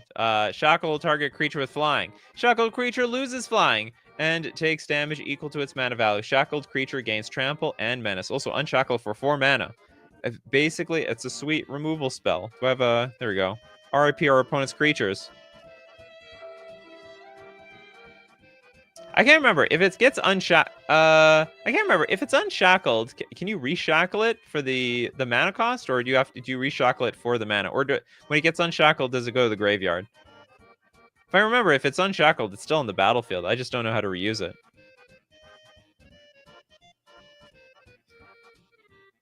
Oh, this is only creatures with flying. They loses flying and takes damage equal to its mana value. Shackled creature gains trample. That is just weird. So you could also shackle your own creature if you really wanted to. Oh, it goes to the graveyard when it's unshackled? Okay. So you could shackle your own creature to give it trample and menace. It's a really narrow removal spell. So I guess it's just more for flavor. Where does the shackle keyword come from? This guy! He made it. The damn draws made this thing. Okay, I like it. Oh, this was not part of a series. This was a standalone card. It's just weird that it shackles only creatures with flying. Sorry, not no, yeah, it has to shackle a creature with flying. Shackle target creature with flying. You're not even allowed to target your own non-flying creatures. Islarv's like, I can't afford this often. But Yu-Gi-Oh! Is back. The ancient fairy dragon. Oh, Islarv. Okay, this is a black, blue, 3 generic, 6/6 fairy dragon. Flying ward 1. Once during your pre-combat main phase, you may cast a fairy creature spell by paying, I think you mean card, by paying life equal to its mana value rather than paying its mana cost. See, but you're basically still paying for it. Okay, pay X, tap, sacrifice ancient fairy dragon, destroy X target creatures, then search your library for a fairy card, reveal it, and put it into your hand. That's it? So hold on. Oh, sorry. Okay, so you do have to sack this creature. We can blow up our opponent's creatures, and we're gonna get... You could look for another ancient fairy dragon, honestly. In a one-on-one where you get like 4 copies of each card, blow up everything. and then just look for another ancient fairy dragon. And if you could pay for it the first time, you'll pay for it in the future again. Phil the Duck, are there any bingos yet? There's no bingos. Not yet. Can't get rid of this card. Oh, did we see a +10/+10? I think we saw a +10/+10 card for sure. I could be wrong. I'm pretty sure we saw a 10/10. That effect has nothing to do with the actual AFD from Yu-Gi-Oh! The original has a completely different effect. Was that right? Is Larf just ripping the intellectual property and just slapping it on a random Magic the Gathering card? Islarf, doesn't Fairy Dragon search field cards, maybe lands? There we go. Field cards. Search maybe tutors for enchantments and artifacts and put them onto the battlefield or something.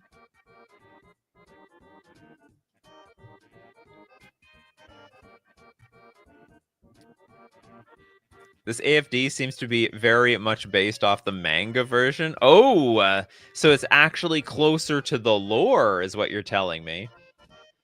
It's not. There's nothing wrong with Islarf. What's wrong is Konami. Konami screwed up the ancient fairy dragon. Okay, once during your pre-combat, I gotta just reread this. Pre-combat main phase, you may once during your pre-combat main phase, you may cast a fairy creature spell by paying life equal to its mana value rather than paying its mana cost. Given the fact that fairies are pretty weak right now, I would give this a pass. But if there were stronger fairies, this is like a show and tell. Almost for fairies, which would be like really, really strong. To be honest, the card, the canon, or is the card game? I don't know at this point. Oh, you mean the game itself? Yeah, what's big? I think it's all in the manga first. Manga first, card game second. Yu-Gi-Oh! Probably stole it from D&D or some earlier source anyway. Yeah, it's coming around full circle. Full circle. Actually, no, the manga of the show that AFD is from was made like years after the anime. Okay. Oh, so now it's like the anime first, manga second, card game third. Okay, cool card. I don't know about this last. The last one seems destroy X target creatures. I hope that's no. The last ability might be too strong, but I'm gonna allow it for now because it's like you're on a it's actually a free roll. Ugh, is this free roll too strong? Destroy X target creatures. I guess we have to have a lot of creatures out here. Next up, let's get Panofsky, the Usurper Crown.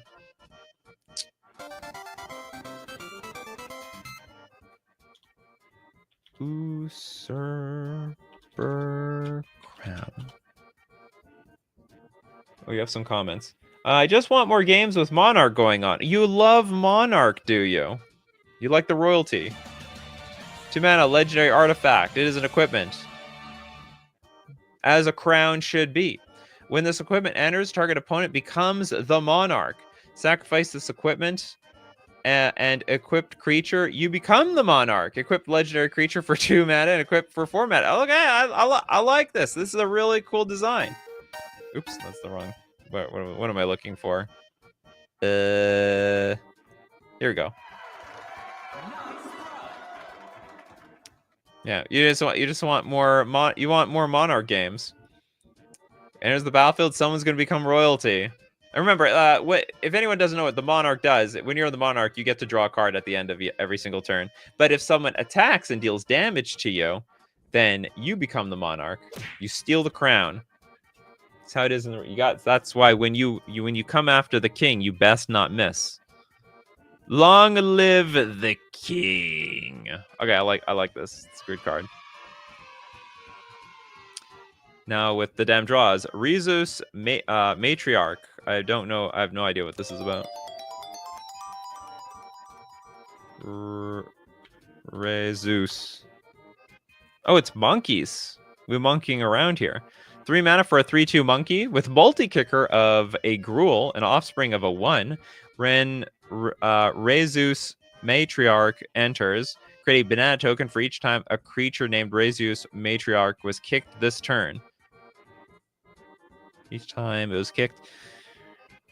Okay, so we could make many Rezius Matriarchs, or we can make a lot of bananas, is what I'm getting at. So if we can choose multi-kicker or we can choose offspring. The choice is yours.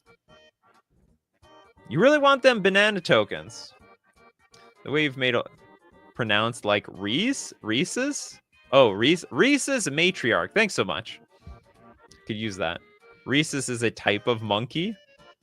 Why don't I have a monkey super chat? Ooh, ooh, ah, ah. Offspring is only once. Offspring of one.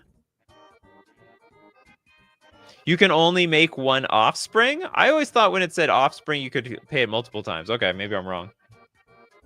So you can make unlimited bananas though. I know how multi-kicker works. That's why it's called multi-kicker. You can do it multiple times. Offspring is, yeah, it's a cost. Oh yes, DK super chat. You know what? I do have some I guess I do have some monkey super chats now, don't I? What other stuff do I have? Yeah, I gotta download more DK super chats.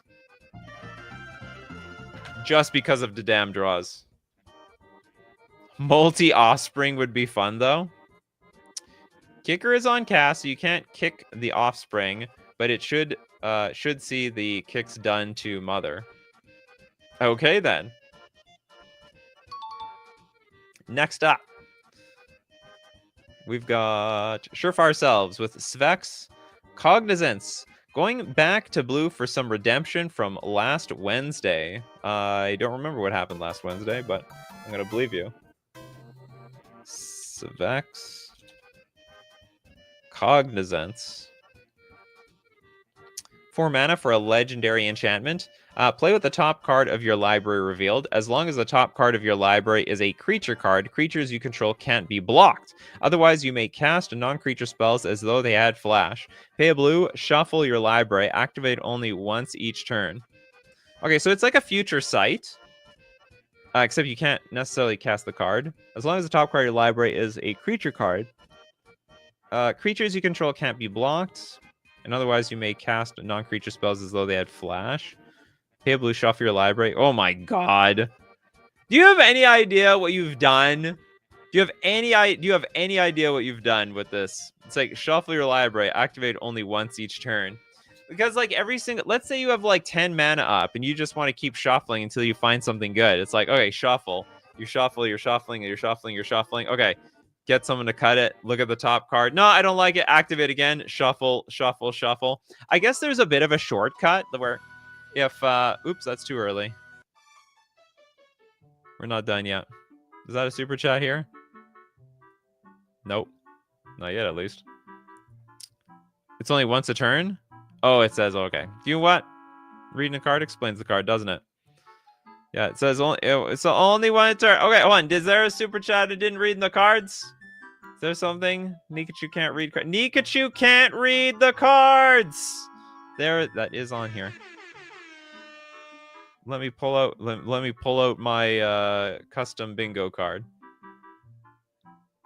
You did think of that. You did think of that, didn't you? You're so smart, Surefire Selves. You're smarter than a Magic the Gathering streamer. All right, well, then this is a good card. It was thought out perfectly. Wait, yeah, but you can't play cards off the top of your deck. It's just like the card revealed sort of buffs up your board in like a really weird. It's a really weird card. So you do get the information of what's on top of your deck, but you don't get to use the top of your deck. It's sort of a weird card. Just makes your creatures unblockable. And I guess you can cast artifacts and enchantments as though they had flash, though. Bingo, 2 hours? No, it's not. I'm gonna prove it to you. Everyone says it's like 2 hours long. But I have no idea what you guys are talking about. This is what I see over here. You see that? In a minute, it's gonna be there. We're getting there. But we're not there just yet. Hold your horses. Sit in your seat, Dimitri. Getting too excited. You're like that kid in school that's like, I want to go home. Hey, there's 3 minutes left on that clock. 3 minutes. And I'm the teacher. Where's my big long ruler? Okay, next up. Let's take a look at the damn draws failure to launch. Is this going to be this week's Spaceballs card? Why do we have the Spaceball card so far at the end of the show? This does look like a Spaceballs card. Okay, 2 mana, instant. If a creature would be returned to the hand, if a creature would be returned to the hand, battlefield, or library from anywhere, you create a 2/2 green grizzly bear creature token. Oh yeah, the grizzly bear. Failure to launch. And he was trying to escape in an escape pod. There's this bear in there, and then tries to, like, lock up the safety belts. Like, this isn't working. What's going on? And it's actually a bear.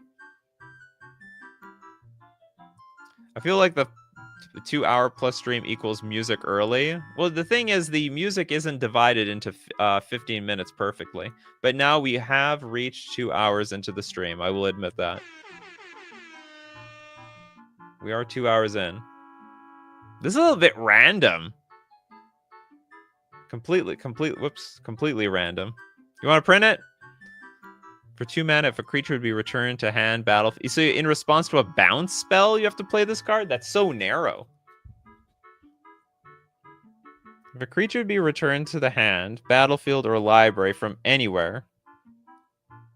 Oh no, sorry. It could also be a reanimate spell, or it like a flicker effect. Or it goes back into the library. We get a 2/2 green grizzly bear creature token. Is this like really good? If there's like, does it count for each permanent that this affects? You can't play in response. It doesn't specify the duration of the effect. Oh, you're saying it should be until end of turn. Oh, so that's actually a bit of a problem with this card. Probably there's supposed to be an end of turn thing here. And you can do it in response. Like, if someone plays unsummon and then I play failure to launch, then I get my green grizzly bear. So this thing resolves, and then... Oh, I see what you mean. It's like in the moment that it was resolving, that was like the only moment. So it's supposed to say until end of turn. Otherwise, it does nothing. You could stop the Blightsteel Colossus. No, you don't stop it, right? It still happens. You just get a 2/2 green grizzly bear out of the token. Play failure to launch. Then then it fails to launch. It's almost a flavor win in the card itself. Okay, fun card. It's a very fun card to think about. Sure, for ourselves, we got Ewin the Farcical? Is that am I pronouncing that right? The Farcical? E-win. 3 mana, 2/3 human wizard. At the beginning of your end step, each player draws 2 cards. Then discards a card at random for each card they drew this way. So it's basically card draw at a cost. Oops, no, not this one. Exhaust. What the hell exhaust card is this? 9 mana in Grixis colors. Ewin deals damage equal to the number of cards in your hand to each opponent. Exchange your hand and graveyard. Should that happen first? You have no maximum hand size for the rest of the game. Don't you want to do... Okay, I guess you deal the damage first, then you do the swap. You do the old switcheroo. Because otherwise, if you did the swap first, you would blast your opponent for like a ton. Well, it's a lot of mana, so I mean, like, yeah, it's doable.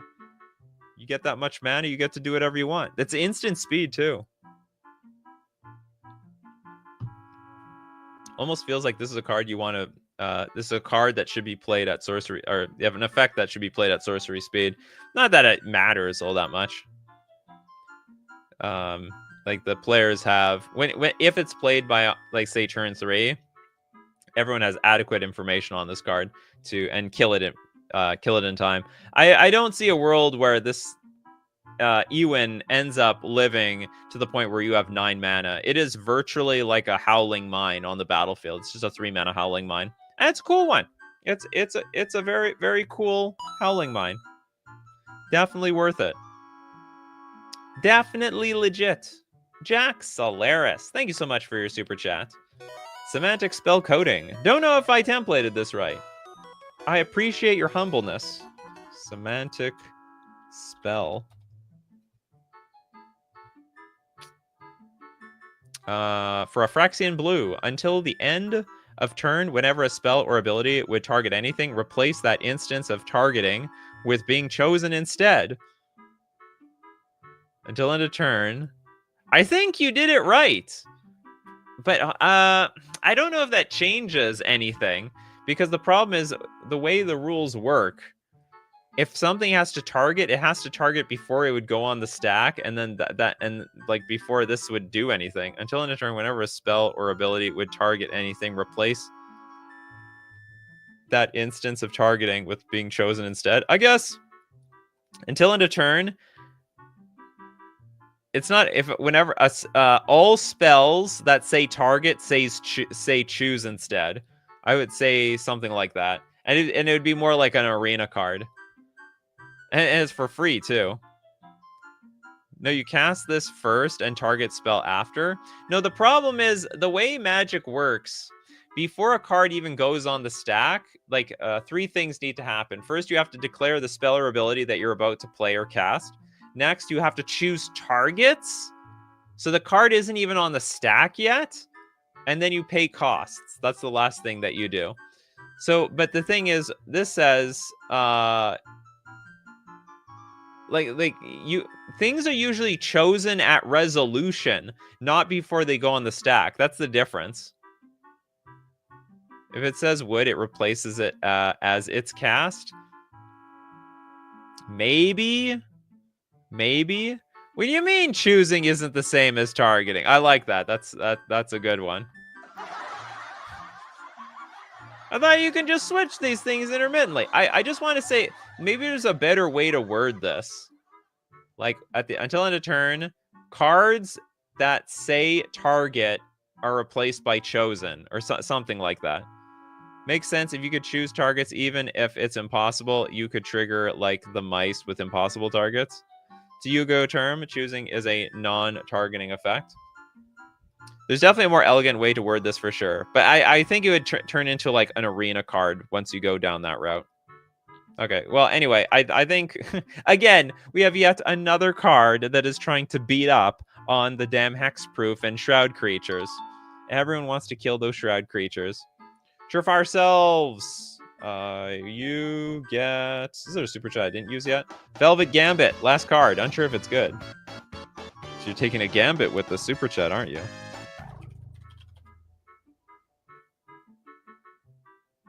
Where's the Velvet? I was told there's Velvet here. 5 mana enchantment. Flash. When Velvet Gambit enters, if it was cast during combat, end the combat phase. That's it. It's over. Prevent all damage that would be dealt to you this turn. Oh, so it's basically like a fog. It's like a really over-glorified fog over there. Bingo, discussing the rules. That's right. We did discuss the rules, didn't we?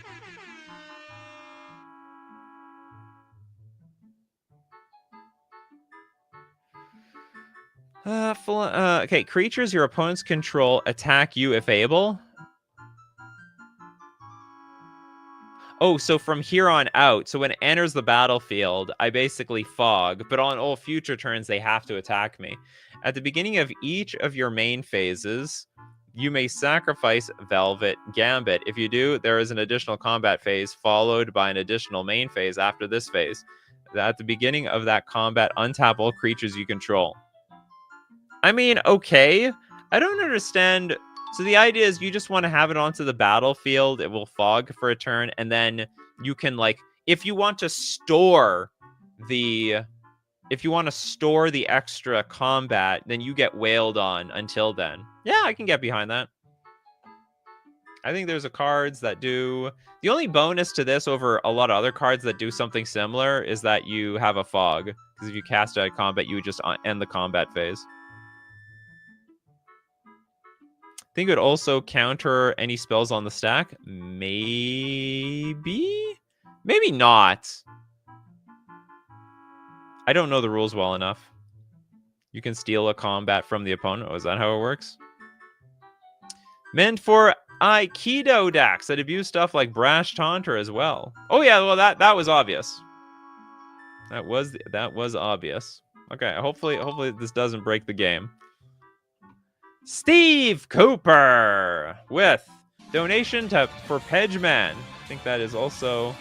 Well, if it wasn't a donation just to complete the bingo space, all right, we got both of those. We definitely complete the bingo space. And then not in card making mood recently. Well, don't worry, your creative juices will be flowing in no time. Okay, so one donation goes to Pedgeman. Pedgeman, you're here. I can't remember what was the card that you wanted.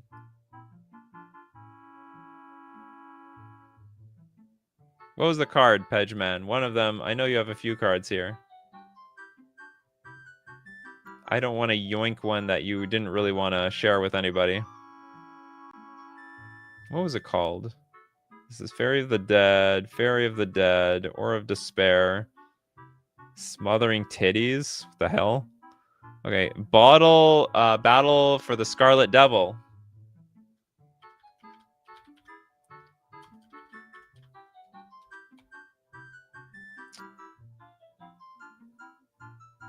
Two-Faced, otherwise Komachi. Oh no, we're gonna go to Komachi. Komachi. Okay, this one. Which one? Is this like the full art or something? Is this the same card? Okay, I'll choose this one. I don't know which one. I don't know what the difference is between these two. Komachi, Fairy of the Dead. It's a 4-mana 2/5 god. Also, Ward X, where X is the number of cards in exile with coin counters on them.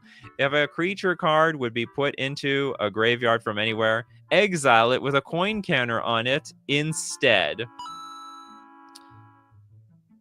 So they get exiled. So they can come back. X, choose a creature in exile with a coin counter on it with mana value X or less and put onto the battlefield under your control. If you do not control Komachi, its controller creates X treasure tokens. Other players can activate this ability as a sorcery. Okay. And then each player can only activate this ability once each turn. So basically, other people can use Komachi, and they get the treasures. It's a destructible god. Bingo alert, custom ward cost. Oh, this was also a dono to Pedgeman. Good God.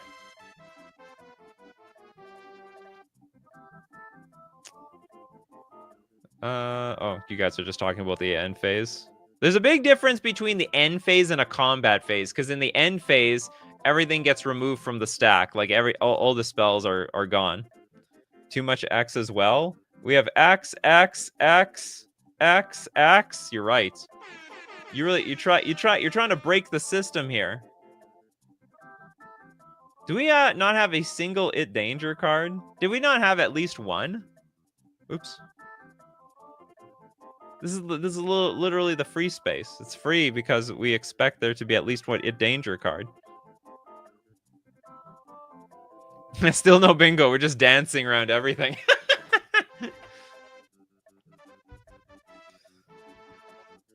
Okay, hold on. Let's get back to the card. Hold on. I'm gonna read this from the top. Just this top ability. Ward X, where X is the number of cards in exile with coin counters on them. So creatures die. They don't go to the graveyard anymore. So it's almost like a rest in peace for creatures. And when they're in exile, anyone has the ability to bring them back onto the battlefield. And I guess the Ward X only affects you, but everyone else gets to use this card. Yeah, we need to step it up. If we get a Nika Improves card, we'll get multiple bingos. That's possible too. Well, if you get the free space and everything else. We're down to one card. There's only one freebie left here. Oh, by the way, there is one freebie. Yeah, are there open? There is one dono slot open if you want it for you. Okay, so is the other card the same? Oh yeah, okay, you just changed the frame. This frame is nicer actually. I do like this frame. It's a good one. Okay, thank you very much for your card, Pedgeman. For you, Hobbit's Library. Put the X Hobbit's Library. 4 mana artifact. Pay 1. Exile the top card of your library. Face down until Hobbit's Library leaves the battlefield, putting it at the bottom of that pile. Huh? Exile the top card of your library face down. Oh, putting at the bottom of the pile. What does the pile mean? You may have effects that interact with your library apply to the pile of face-down cards exiled with Hobbit's Library, shuffling as appropriate. Tap, draw the top card of the pile. Pippin in a library. Exile top card of your library face down until Hobbit's Library leaves the battlefield, putting at the bottom of the... So hold on, so it's on a pile. It's just exiled. You may have effects that interact with your library apply to the pile. So like if I have to shuffle my library, I gotta shuffle my pile. Shuffle as appropriate. Tap, draw the top. Oh, I see. Oh, we're making a separate deck. Oh, that's cool. Okay. We're making an extra deck here. Yeah, what about second deck, apparently? You know, I don't think he knows about second deck, Pip. I don't think he knows about second deck. Yeah, you get a second library so you can grow with mana. Well, I don't know about growing with mana, but you get to draw 2 cards a turn because you're going to draw from the smaller library. It's a small library. It's tiny. This is the Hobbit Library. If you've exiled 0 cards, you can use it like an empty library, so you can use things like Thassa's Oracle. Danger. I don't know about that. I mean, there's a lot of 2-card combos with Thassa's Oracle. Yeah, you get a second library. That's very funny. The pile is just food artifacts, I guess to some extent. Is there nothing here? Did we get is there not a card? We got a back. Did any of these cards it danger? This did not it danger. This did not it danger. We didn't see that card. This card, we thought it danger and then we said it sucked. This card does nothing. There were no it danger cards today. This card was not it danger. We didn't see that card. This card did not. We didn't have it. There is no it danger card. We did this card already. It's called a library. No, it's not. It is not called the library. I love this card. I think this is so cool. Great reference to Lord of the Rings. All right. Thank you very much, everybody. And that's it. That's it for the show. Unbelievable. Look at that bingo card. I think we once had it like pretty full before. Like pretty full. Still think we should take a look at some other... Maybe next week. We look at... You resubmit it for next week. There's always another week, Pedgeman. We literally do this every single week. Should be lucky we do this every week. I don't know if I can keep this up every week, but we're going to do it while I can.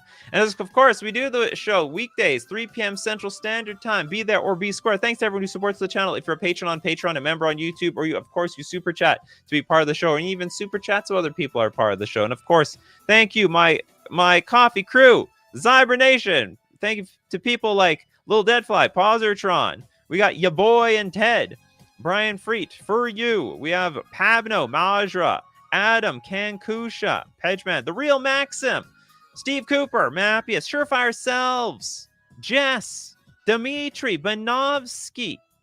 Where would I be without all of you? So keep brewing them coffees, my coffee crew, and we'll keep bringing up the magic. Take care of yourselves, and I will see you at the next cup.